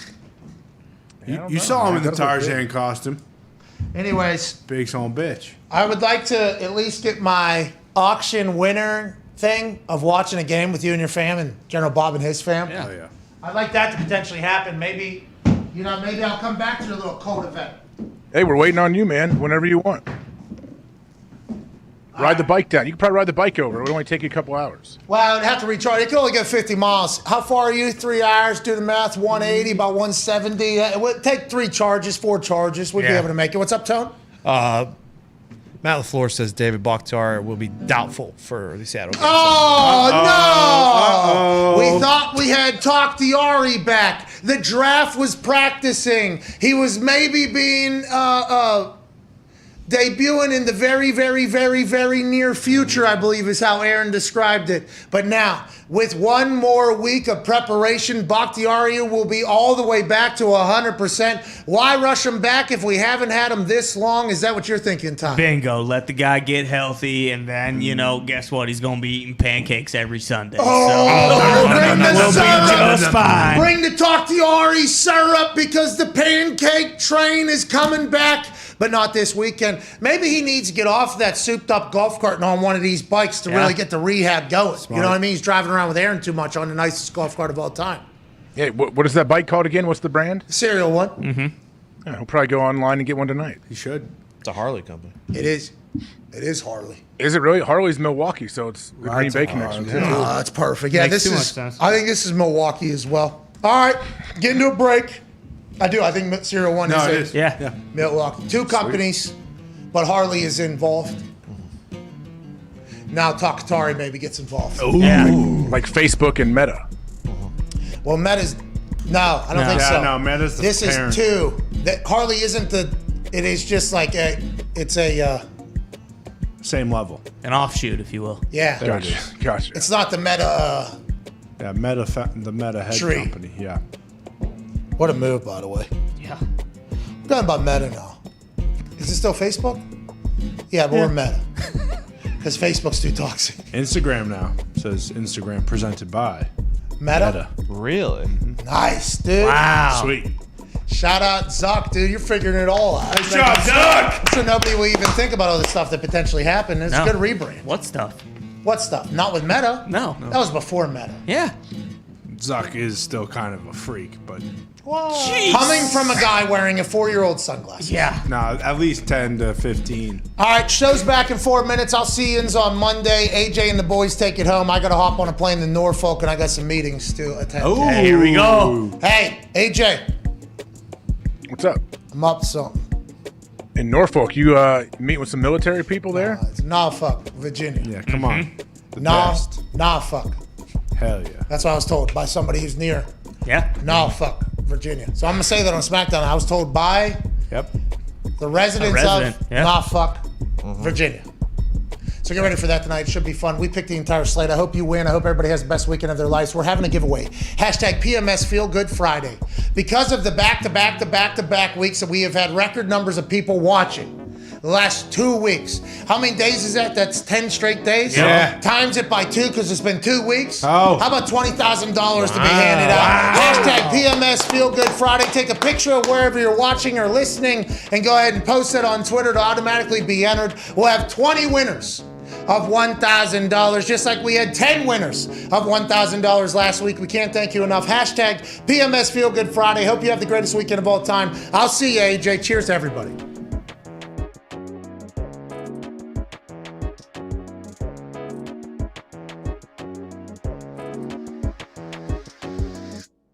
Ladies and gentlemen, the head coach of the Pittsburgh Steelers, Coach Mike Tomlin. Oh, man, Pat, it's an honor to be on with you, man. Thanks for having me. You're a legend. Thank you for putting me through my workout and having the scouts actually come watch me kick at West Virginia. I don't think I've ever fully thanked you for that moment, Coach. No, man, I've drank the McAfee Kool-Aid for a long time. Let's get right into it. The locker room culture changed completely when I was in the league, from when I was a rookie to when I was done, and I retired after the 2016 season. Now it's even more different, I would assume, from when you came into Pittsburgh and everything like that. The dancing on the logo, the TikTok, everything like that you guys have had to experience. What is your messaging in there? How do you adapt and let players be themselves without, doing too much? Because that is a fine balance that you've been able to do, I think, an incredible job with throughout your entire time in Pittsburgh. I think for me, more than anything, I try to stay connected. Just getting a sense of where these guys are coming from, what's in vogue for their generation, what captures their attention, how do they learn, how do they communicate, how do they interact with each other formally and informally. And I think being a parent kind of helps me. My boys are 19 and 20, so it's not much difference between them and some of the younger guys that I deal with here. And so for me, it's just about gaining an understanding, working to stay connected. That's my general attitude, man. It's adapt or die for me. And I don't want to be one of them old crusty guys, man, that just refuses to adapt. Although I am one of those old crusty guys now. Yeah, you are old as shit now. You know what I mean? I mean, you've been around a long time. I remember back in the day, whenever you showed up, there was a lot more, to the camera. There was a lot more. Yeah. There was a lot of that. Now you're just old ass man now, huh? You know how it is. Years in this business will scar you, man. It'll settle you down. That is classic. One of my favorite moments with you is when you would tell me every warm-up, I'm going to get you back to Pittsburgh when you're old and cheap. What's that mean? What did that mean? And should that have been taken as a smack in the mouth, like whenever you said that to me? No, man, it was a tip of the cap, man. There's certain guys around this league that I'm really interested in, but I know I cannot afford. And you were one of them, so I was going to wait for you to physically deteriorate a little bit until you came back into my wheelhouse. Yinzers are going to go bananas in Heinz Field this weekend. First time it could be filled up in a long time. I can't wait to see it, and I can't wait to... Oh, mama, I'm here for my life.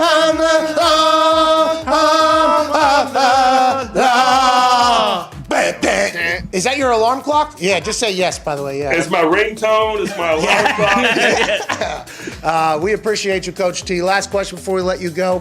Why'd you let Troy Polamalu do what he fucking did to me? Why'd you let... I know you've heard of this. Why?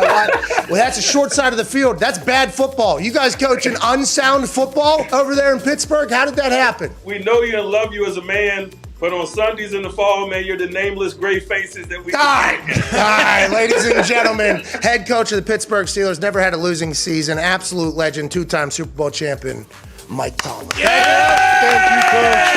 I assume Raj had to walk in there and do a full...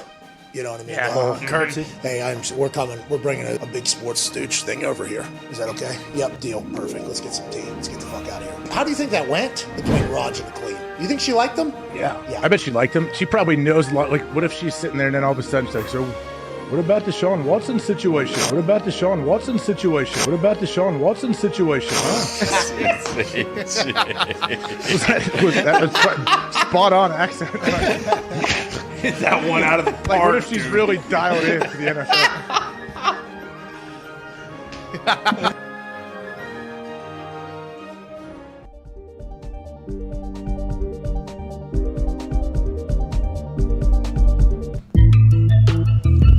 Shady Rays are the best holiday gift you've never thought of getting. They're so good. The weather's getting a little cooler, but the sun is still shining, which means your friends and family need some sick shades for Christmas. Hell yeah. Shady Rays has the craziest warranty in all of eyewear. Lost and broken protection on every pair of shades with coverage that transfers to the giftee.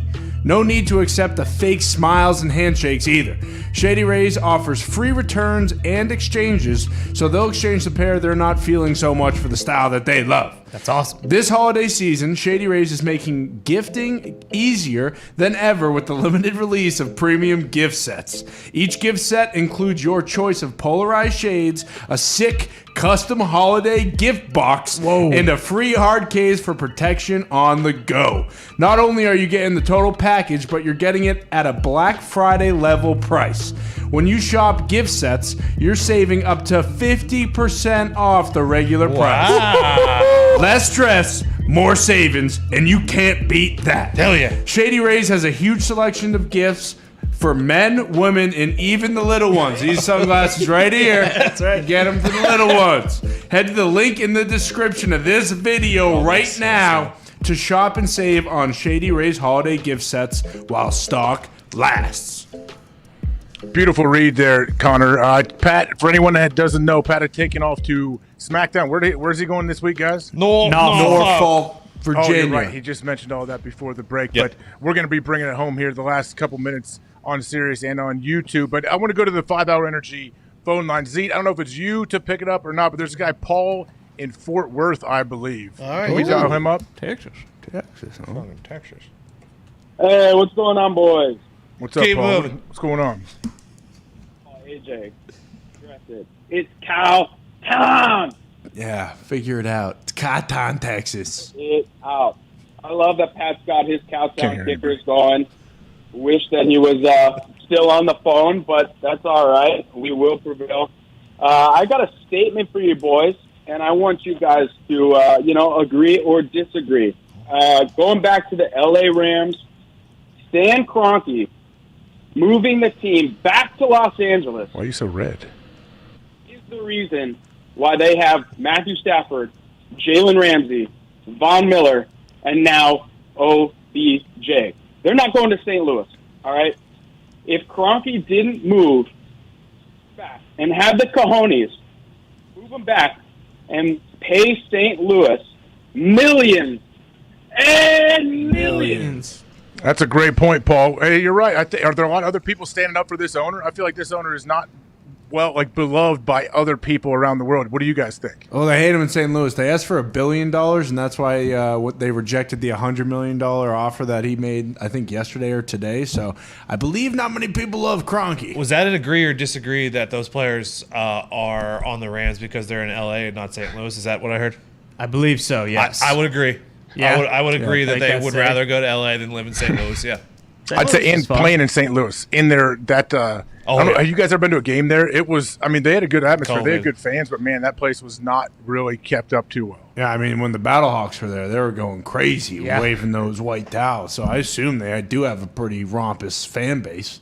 Hey, what leagues are still open other than the NFL? The XFL is scheduled to come back what year? Is there anything else going on? Allegedly next year. Yep. Yeah. CFL's going right now. Doc Hodges was falling Sunday. out for the Ottawa Red Blacks last weekend. NBA's going on right now. NHL's going on right now. A lot of sports. College basketball started this week, AJ. Yeah, so is Duke going to win it all? No. No, Coach K is just going to take his lap, and then they'll probably just die in the big dance. Going to win it then? Isn't there probably 3 teams that have a chance to win it all? Yeah, a lot of people are saying Iowa potentially this year. They have 28-year-olds on the team, I believe it is, 7-year seniors Well, now. we do have a Serbian guy on here who is from the same town as NBA MVP. Hey, Dimitrik Felton will not clear COVID protocols in time for Sunday's game versus New England. Ernest Johnson is set to carry the load, which I feel like he is very well equipped to handle the load there for them. What do you guys think? Yeah, their O-line is still all playing. I think Conklin's on the IR still, so he's really the only Their one. guards they're just missing. got even more rich. They're feeling good right now. Yeah, they just got broken off. I'm hoping, or I actually assume, Bill has some stuff up his sleeve for Baker, similar to what he did with Herbert. Show one thing, then as soon as the ball snaps, something else happens. So, what do you think they can do? Connor, is the plan to bring all the pressure to get him so they can land on his left shoulder and knock him out of the game? Yeah, we've knocked 2 quarterbacks out for extended periods of time. Shout out Cam Newton. I'm glad he's a starter in Carolina now because we took Sam Darnold to the dumpster. But they'll probably just sell out against the run, right? That's kind of their run heavy team. That's the only way really they can beat us, I would say, and then just try and make Baker beat us. We'll Stop see. the run, force Baker to stay in the pocket. Yeah, that's right. Force him to throw. That's the game plan. Yeah, of course. But okay, so going to Cam Newton in Carolina, don't you guys feel like if this dude is dressed, if he's in pads on the sideline, he's going to get in the game, isn't he? Well, here's the thing, AJ. He said, I'm trying to look for it. It's always mental. You think you can conquer and do anything, but you don't know until you're actually in that situation. So I'm not sure what that means as far as this weekend. It's like the man in the arena. He's quoting like the man in the arena poem. Yeah, but how long do you think it's going to take him to actually have a decent grasp of the offense? Because this is Joe Brady, even though it's the same team he's been on before, he's never played in that offense, so it's got to be somewhat different. Yeah, he hasn't, but don't you think they'll at least start working on a small package of plays? Like, hey, here you go. Don't worry about learning everything. Here's 10 plays we want you to learn this week while you're here before this game. Yeah, for sure. But I also think P.J. Walker, I don't think he's not a slouch. Yeah, nothing to sneeze at. I'm not saying he is. I'm saying the presence of Cam Newton. Imagine when that dude goes out for warm-ups and he's wearing his uniform. He's back in Carolina. They have the fake Panther jumping around the stadium using CGI before. What do you think is going to happen there? Yeah, I think next week they're in Carolina for the first time, so maybe they do just kind of let them die to the Cardinals. And they probably don't want to throw Cam out to the Cardinals defense. Yeah. On that's a good point. 1 day of practice and throw him to the Wolves. Yeah, probably don't need They got the football team next week who their defense last year very good, this year very terrible. So maybe set him up to have a little bit of success in their first game and revenge game against Ron Rivera. Bingo. Hey, what happened to Washington's defense? Like, how many sacks does Chase Young have, and what's the issue there? He might only have 1. I remember I don't think he had one like the first 6 weeks of the season or something. Yeah, their defense is absolutely terrible. It doesn't really make any sense. I think their corners have been the Also, big what problem. is hilarious that you're the leading tackler for the Green Bay Packers organization. You're asking us what's wrong with the Washington football team's defense. Yeah, well, you guys, especially you guys that are deep into the world of gambling, you probably pay attention to some of these teams more than I do. That's why I'm asking. Yeah, I mean, a little bit. They are the worst team against the spread, I believe. But also, They AJ, quick question. Are you the all-time leading tackler of the Centerville Oaks as well? No, there's no way I am. What about Ohio State? No, definitely not Ohio State either. Well, then who the hell is the all-time leading tackler? There's no way. Spielman's got to be up there for Ohio Chris? State. I'm not sure who else. Hell yeah. No, there's huge. I mean, Andy Chris Spielman's Katzenmoyer? unbelievable players. Marcus Merrick might be number one. Oh, man. Chase Young has 1.5 sacks this year. But how many pressures? Also, if you can't cover in the back end, you can't get sacks either because he's getting rid of the ball. Yeah, I think their D-line – I wonder how many their D-line as a whole has because they have a lot of dudes up there. So if they're doubling Chase Young, you got to assume the other guys are kind of eating off of that too. Well, they should be. Did you guys see recently Belichick talk about like the importance of pressures versus sacks? Yes. Oh, yeah. That was very – I mean, it does – it seems like, oh, yeah, of course, that makes sense. But I don't think a whole lot of people actually look into it that deep and realize, like, yeah, sacks are awesome. You create turnovers, all that. But if you get pressures, you're creating those interceptions for your back end. Well, and even on some of them, like last night, Calais Campbell took up like 3 dudes. And then I forget the rookie they have, Odafe, I think. Mhm. He got the sack. So a lot of the times, you just have to eat some space and let somebody else eat. For real though, what is Belichick doing with what he wears? Do you think is it an effort? Like, all right, hey, this is going to look sweet. Like, does he think that? No. He's not trying to impress anybody. Yeah, he's just putting his clothes on as fast as possible so he doesn't miss film or like any little times that, he could be working on his game. And that's why, sometimes one sweatpants sleeve is rolled up. Sometimes he puts it in his sock. There's no purpose to it. It just happens to Bill. What do you I mean, I give Bill credit for being around, like, how fashion is really taking on a life of its own in professional sports right now. He had Cam Newton, all these guys that really pay attention to fashion, and then you see Bill. Like, how does he not just lose his mind when he's doing, that's just a bunch of wasted time, isn't it? No, I mean, I don't think he cares. I also think there's a chance that Steve Belichick is telling him, like, Dad, you look awesome. Like, this is exactly what people are dressing like these days. So maybe he's misinformed, but I think more so he does not give a shit about anything but winning football games. AJ, you were the guy who, like, always used to, like, make a statement, like, coming into the stadium and wear a suit and stuff like that, right? Oh, yeah, real flashy. I'd have, like, we played 16 games back then. I have all 16 regular season game outfits picked out by like August 15th. And I'd have them ready. I knew which week I was wearing. Did you base them off of like the team you were playing as well? Oh yeah. So I get like embroidered like little helmets of the teams I'm playing and different little sayings that I like that maybe I heard their coach say. Yeah. For Halloween, didn't you like put on a Grim Reaper outfit and put all the running backs that you've tackled in the backfield on like the back of your Grim Reaper fit? If I looked like Myles Garrett, I would have done that. But unfortunately, I would never look like Myles Garrett. That guy's an absolute freak. Do you think after they lost that game that he drove home in his car in the same Grim Reaper outfit? You think he went home and kicked all the gravestones over? Yeah, probably. I hope so. I fucking hope so. Or just lined up against them and did like one of those, like a sled basically, and just taking reps off of the gravestones because you can get better by that. Did you ever dress up for a Halloween game or no? No, I never did. I think some guys in Green Bay did, but usually the costume was pretty quiet until afterwards when you won the game. You don't want to be dressed up as a weird clown and all of a sudden you got beat by 40 points and you're strapping that back up in the locker room and the media's talking to you after you just got killed. Yeah, well, that would be foolish. Takes balls to do that. No, there's guys that do it. There's guys that don't care. I mean, dressing like a clown, no matter what, is probably a bad, No, you'll scare everybody. Yes. Everybody's scared of clowns, aren't they? I mean, I hate clowns. Not everyone. How often did you strictly wear jockstrap around with your cakes hanging out when the media was in there just to try to get a laugh? I was not a jockstrap guy, unfortunately, but Brad Jones, linebacker I played with, one of the goofiest, smartest, most fun dudes on the planet, he'd be like, yep, here we go, towel up top, take his towel and throw it over his right shoulder and walk right through the media like, excuse me, and you're like bumping into people. It was awesome. They call that the carpenter, right? I don't know. You guys remember when I believe Pac-Man was being interviewed in Cincinnati and they showed Whitworth behind the camera and he was like naked on a live shot? Oh, yeah. How does that happen? How do they let that get out? The whole reporters in the locker room is weird to me. They can't wait until you guys come out. Well, I think they're worried that people are going to sneak out and get away, go through the back hallway or whatever. They know if they're in the locker room that you have to get dressed and you're going to eventually have to get back to your locker. Well, and what's the worst thing that can happen? You get Santonio Holmes and a shot of his freaking summer sausage hanging there. People will talk about it. It's a lot of clicks. Yeah, exactly. A lot of hits on that. Exactly. It's kind of a same win-win. recruiting class as Santonio, so I know what you're speaking. Yeah, of. exactly. But, You know better than most, AJ. Breaking awesome news, player, AJ. awesome guy too. Z, we got one more caller. Quick, can you get out to him? Yep. There's actually two, but No, we got time for one. And we have breaking news, Age. Oh, go to the breaking news right now. Pat Shurmur is in the COVID-19 protocols. He's the OC for the Broncos, and he will not be calling the game on Sunday against the Eagles. Oh, no. Dude, they say who will be calling the game. That's a big deal. I believe probably Tom McMahon. Yeah, Mitt's dad. Yeah, Mitt's dad Maybe? is the emergency OC. Or maybe Mitt calls plays on Sunday. Yeah. Ooh. Is Mitt still around? Is he in town? Well, yeah. He's floating around here somewhere. yeah, it depends what you mean by around. His body is on the ground, but his actual mind hasn't been here for a few months, I believe. Well, I haven't seen him pop up on camera too much. Does he still have his bleach blonde hair? Oh, yeah. It looks awesome, too. Why? Doesn't it turn purple at some point? I don't think so. He has a special conditioner gray. so it doesn't change colors. Yeah.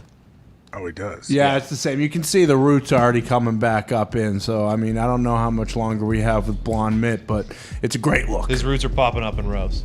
Hey, Z, what time we go off Sirius exactly? 56 on the dot. That's what I thought. Okay, good. We got about 50 seconds left, I believe, here on Sirius XM. You guys want to stick around for after hours a little bit, guys? Yeah, sure. Finish the phones out. Tell the people not to forget about hashtag PMS Feel Good Friday 20K. Oh, yeah. So, wait, hashtag PMS Feel Good Friday. You want them to post a picture of where they're watching or anything? Yep. Or what? Yeah, something like 20 that. winners, $1,000 per winner. Their favorite AJ Hawk photo. That's all right. Whatever they want. Maybe one of their favorite still shots of you, Connor, if they want. They can No, put that on. I just said that for you. You can't use it on me now. That's not how it works. I just did. I just flipped it, and we got to go. We only have 10 seconds left here on Sirius XM Mad Dog Sports Radio. Chris Mad Dog Russo will be up next here on Sirius. You can stick with us after hours on YouTube. This is Pat McAfee Show. Hey, yeah, attaboy, Hawk. Good job, AJ. Right on the nose. Yep. Best one ever.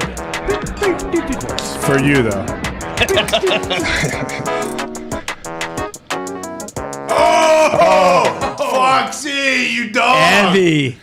Hey, so Evie, what these transitions, were they always here and we just found out about them? Was this an update? How did this happen? No, they've always been here, AJ. I've known about them all along, but I just wasn't sure how the reaction would be, and I'm so happy we found them. We brought them back because it couldn't have been a better reaction. Hell yeah. Well, were you worried that if you implemented them into the show, they would just become a giant distraction? That'd be all we talked about? Yeah, that was a big worry of mine, for sure. Good thing that didn't happen. Yeah. No, not at all. What about the callers, Zeke? Who we got? 2 callers left. Can you get to one of them? Yep, Hunter right here. Hunter? Never mind. Alex, from Virginia. Texas Ranger. Alex in Virginia. How you doing, pal? Hey, boys. How you doing? Keep it moving. Hey, before I ask my question, I want to answer your Washington football defense. I believe the reason they're having so much issues is because they got rid of their all-time leader in sacks and Ryan Kerrigan after last season. Oh. Good interview. Yeah. And my question is about the Purdue and Ohio State line. Why is that so big? Is that a slap in the math to Purdue? And is that game a lock for Purdue at plus 21? I mean, thanks for the call, man. I appreciate it. I don't know if anything's a lock in college football and NFL football. I have no idea. I remember, Gumpy, you sat here yesterday and said the Dolphins are going to shock the world, and I don't know if a whole lot of people gave them much of a chance, and they did. They shocked, not you, Gumpy, but they shocked the rest of the world. So Purdue at 21-point underdog going to Ohio State. Maybe it's a little bit disrespect, but who knows? I have no clue what's going to happen and what team's going to show up on either side of the ball, really. Yeah, Ohio State hasn't been covering those big spreads either, AJ, but it does feel like a bit of a trap, maybe a let-up game for Purdue, if you know what I mean, AJ. If Purdue beat 2 top 5 teams or whatever back-to-back weeks, then yes, that would be shocking. Yeah. Well, and that's like why, right? Like you can't really sneak up on a team when you've already have the massive upsets. I mean, Michigan State Spartans kind of stink, so they do kind of. We all knew Michigan State they wasn't were gonna win that game. fugazi. We just beat Michigan. They were riding high, and everyone knew you're going to Purdue. Vegas knew that was only a 3.5 spread. Yeah, True. Vegas did know. Why is Michigan State? Are they not as good as we thought they were? No, they're fine. That's just just had a Big big Ten win. football, baby. Big Ten football, Yeah, exactly. I think they are what we thought they were, and that was They're coming to Ohio frauds. State soon, Yeah, right? that'll be a big one. That's for the title game in Indianapolis too. No. I was hoping Michigan State was going to be undefeated heading into that game. Yeah, I know. Yeah, but I mean, either way, your shitty team lost already too, so who cares? AJ, if Ohio State beats number 19 Purdue, number 7 Michigan State, number 6 Michigan, and then beats a Wisconsin probably in the Big Ten championship, I don't know. they're in the playoff for sure. Yeah, I would think they would be, right? Yes, Yeah, for sure. they'll put them in. Then they'll get blown out by Bama or Georgia or something. Oh, Who will be screwed though? Who's going to be left out then and be upset? At that point, Cincinnati. Cincy, right? Yeah. Unfortunately. Well, like if Alabama has 2 losses and Cincy has 0, and they put in a 2-loss Alabama over an undefeated Cincy, there's going to be hell. Yeah, it'll get weird if Bama beats Georgia in the SEC championship, then, and then they'll probably put them both in, and then probably Oregon if they win out, And and Ohio State. and Yeah. then Cincy's fucked. Yeah. But if Bama loses to Georgia, then Cincy gets in and loses by 40 to the Bulldogs. Since he's getting in, because everyone's going to keep losing, and they're not going to lose. Like They better all not. those teams are going to lose another game, pretty much. Hey, if They've been Cincy did playing lose, like how poop. far back would they drop? Since he loses, If they lost, if they lose a game this year, where are they going to they drop? probably them to? drop 10, him out of 12. the 25 if they lose. At least top 10. UTSA finally got in. They've been dog walking everybody all year. UTSA, The Roadrunners, yeah. Me. Yeah, I used to call a few of their games. Yeah, they're undefeated. Yeah, they're good. I know they have some studs, man. People don't realize it. I guess I don't know. Oh, yeah. I don't know how you win games in college football. Who's that linebacker you love on UTSA? All of them. I like them all. I thought there was one. You said the middle linebacker was your guy. I haven't kept up on UTSA since I haven't called a game in a few years. Okay, But you know sure. what? When I was calling a game, I was dialed in to their team. Yeah, no, they got some dogs over there. Yeah, I remember they you do. telling us about that. Is there any more callers? The last guy drop off. Last one here. We have, is it Alex? Hunter. Hunter, what's going on, bud? How's it going, guys? Happy Feel Good Friday. Yeah, Right to that guy. Where you Happy at? Feel Good Friday. Lubbock, Texas. Oh, nice. Nice. Hook 'em. That's Texas Tech. Okay. All right, I'll ignore that. So, AJ, I'm curious what you and Ty have to say about this. Should Cowboys fans later in the season be concerned that Big Mike McCarthy is going to blow some important games for us because of his fucking horrendous time management skills? Jesus. Well, I mean, you're really to the point with that question. I like you're how blunt you are, but don't you think? All right, yeah, he may not have made the best decisions when it comes to clock management throughout the first half of the season. Don't you say, all right, cool. Hey, we got our mistakes out of the way early so we can learn, and when it really matters, we're not going to make those same mistakes, right, Ty? No, the answer is yes, and basically it's going to come down to if Dak is a guy like Rodgers was, you're going to overcome some of these bonehead decisions that Big Mike is making. Hold on, you think it's bad now. It could get worse, but their team's really good. So, but I mean, I don't know. The NFC is just so fucking loaded. One of these really good teams is going to end up getting screwed and have to go on the road somewhere in the first round, and yeah, I don't know. It's tough to say, but yeah, Big Mike, you better get his shit together because Jared's not gonna be putting up with it much longer. Yeah, and the top of the divisions too, because whoever is I think it's the Cowboys right now. I might be wrong. It might be Tampa. Whoever's that 4 seed is going to end up playing either the Rams or the Cardinals because they're going to end up being the 5 seed. Yeah, I guess, man. I don't know. I don't know how it all plays out because you can't figure out any week to week. I guess there's always a couple weeks like this during the NFL season, but I don't know. I just feels really unpredictable right now. That's why these lines are gigantic. And so Jags Colts, I know it's a big rivalry game right there for everybody in Indy. Who do you guys think is going to win that one? Yeah, it's a division game. Yeah, I the mean, Jags the Jags fucking just stink. won a game, so I assume they'll probably rattle off like 5 straight losses. Probably the Colts. Why do you say that? I don't know, because blind squirrel can only find a nut every once in a while. Like the Jets when they beat the Bengals and then they were down by 40 to the Colts the next week. Yes. This could happen where the Jags beat the Bills. They could be down by 40 to the Colts. And we know how Urban parties after a Thursday night loss. What do you think he did after a Sunday win over Buffalo? Yeah. You know?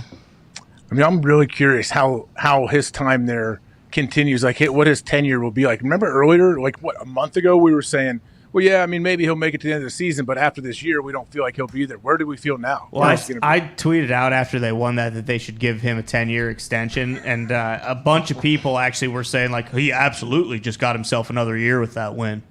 Really?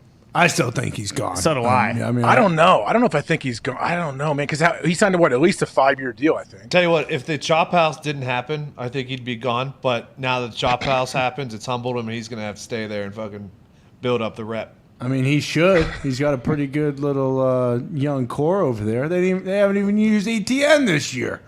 Well, he's got Trevor Lawrence, and Trevor's played well, I feel like, even though he's playing I guess his back is up against it, man, down in Jacksonville in the middle of a full rebuild. I don't know when their new facility will be done. Schleich is down there working hard, trying to get them going. Hey, speaking of that, the linebacker that they traded to Pittsburgh, you guys happy with him? Joe Schobert. Yeah, Schobert. Yeah, Schobert's actually so what's nice about Schobert is you could go a whole full game on Sunday and be like, did Schobert play today? Because he'll make some plays here and there, but he won't fuck up. And that's all we were really looking for at that position. Well, he's usually a tackling machine, though. Yeah. Well, he forced a fumble against Jarvis on 2 weeks ago against the Browns. That was huge. That was a Joe Schobert revenge game. For some reason, so him and Devin Bush are the two starting middle linebackers. Sure.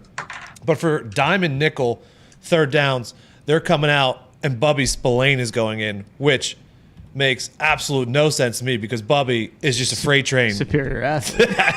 But that's the situation going on right now. And he comes in their dime package? Yeah, it's a wild decision. Huh. I wonder if that's I don't know. If he feel like usually if that dime linebacker is man-to-man on the back, wherever that back goes, and try to hug, rush, and blitz with him if he has to stay in for protection, maybe they like his hard head and he can just go run right over that running back in protection. And it roll is right purely to decapitate. What's that? It is purely to decapitate. It is. They did say he is the superior cords. blitzer, so that's probably why. Well, think about it. They have these backs in on third down. They know, hey, you're probably going to be picking up a blitzing like nickel or a linebacker, and they're saying, hey, they sub this dude in, and we know he's coming downhill, and he doesn't care about helmet-to-helmet contact. He is bringing it as hard as he can. Goddamn right. Good for him. Throwback player, right? Yeah. Oh, yeah. You love to see it. You do, yeah? Neck as thick as a tree trunk. Get a neck roll on that guy, goddammit. He would have fit in well, I think, at Centerville High School, where I played. I think he would have been all right. I would have loved playing next to him. Was it mandatory that if you played fullback or linebacker at Centerville that you had to have the biggest neck roll possible? Well, cowboy collars were very big. Did you wear one, Diggs? Cowboy collar? I did not wear a cowboy collar. Oh, you did. I did not. I should have worn the Brian Cox, what is it, like the big thing. Yeah, so like Butterfly? you're basically already strapped to a gurney in case you get hurt. I don't know how guys played with that. Like you couldn't look up. You could still move your head. Yeah, you couldn't look up at all. Yeah, Brian Cox was the one when I was growing up watching. He was the dude who always you thought of when you thought of that. I don't even know what you call that. What is it? Good question. I have no idea. It's like a wall. It's like you got a wall behind your head. I thought it was a butterfly collar. Yeah, maybe they are because they do spread out now. They used to just be one piece. Now they're like, yeah, you're right, whatever. I have no clue. I don't know what they wear. The NFL makes you wear pads. Pat was talking about earlier how he took a couple knees to the head from Crow Marty. Mm-hmm. That's a thing that I don't know what year they started making us wear knee pads, and they started to fine you if you didn't have knee pads and your pants went over your knees, and they claimed it was for concussions for that reason because you're taking knees to the head.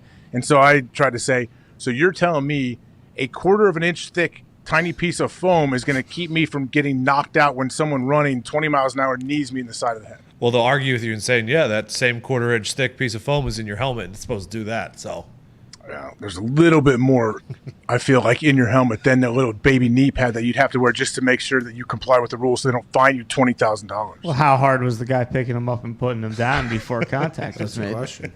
That's the problem. You had to do it. You had to do a little equation and realize Maurice Jones-Drew, can't do that, buddy. I hope he has really thick knee pads because if he catches me in the temple, I think I'm out. Yeah, you're dead. I finally found the Elk Grove or the high school stats here. You had 30 tackles in one game. Wow, most ever. Yep. Most tackles in a career. MJ Hawk. Your brother was a baller too. He was a quarterback, huh? Who? Your brother? Oh yeah, Bill Hawk. How good was J.D. Kennard? You played with him, dude.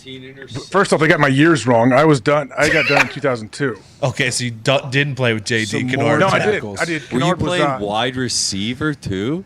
Did you grow up wanting to be Bob Wheeling? So you see that name, most tackles in the season, Adam Taylor. That dude was a linebacker. I think he was done like in '97. Monster. You Absolute. had 583 tackles in 3 seasons, dude. 4. No, I played 4. I played as a freshman. Well, they got to fix the years on that thing. 583, you weapon. The years are way off, but they run the ball a lot in high school. But J.D. Kennard, unfortunately, he was a wideout. My brother was 2 years older, quarterback. Kennard was a wideout. Went on and got drafted. He pitched like 10, 11 years in minor league baseball and unfortunately died actually a few years ago. Damn. You didn't tell us you man. played under fucking legendary coach Bob Gregg. Bob Gregg just died. I just Gregg? went back to his viewing a couple weeks Jesus ago. Christ. Who brought the good news back? Yeah, Feel Good Friday. Great way to wrap it up, pal. A couple Fridays ago, I had to roll right after the show because I had to go. I went back for his viewing. Yeah, Bob Gregg has over 300 wins as a high school coach. Yeah. Awesome. Absolute throwback, legend, monster. All the coaches there at Centerville. So yeah, he deserves a lot. Is your brother Kirk mad? had a good thing on him the one game he was doing that weekend. Is your brother mad he couldn't beat the games, yards per game? Or most I passing don't know if my yards? brother knows of any of these records. Yeah, he does right there. Ryan Hawk, most touchdown passes in a season. Yeah, I'm saying I've never seen this, like, whatever Zeke pulled up. You have this on your wall at your house. Do I?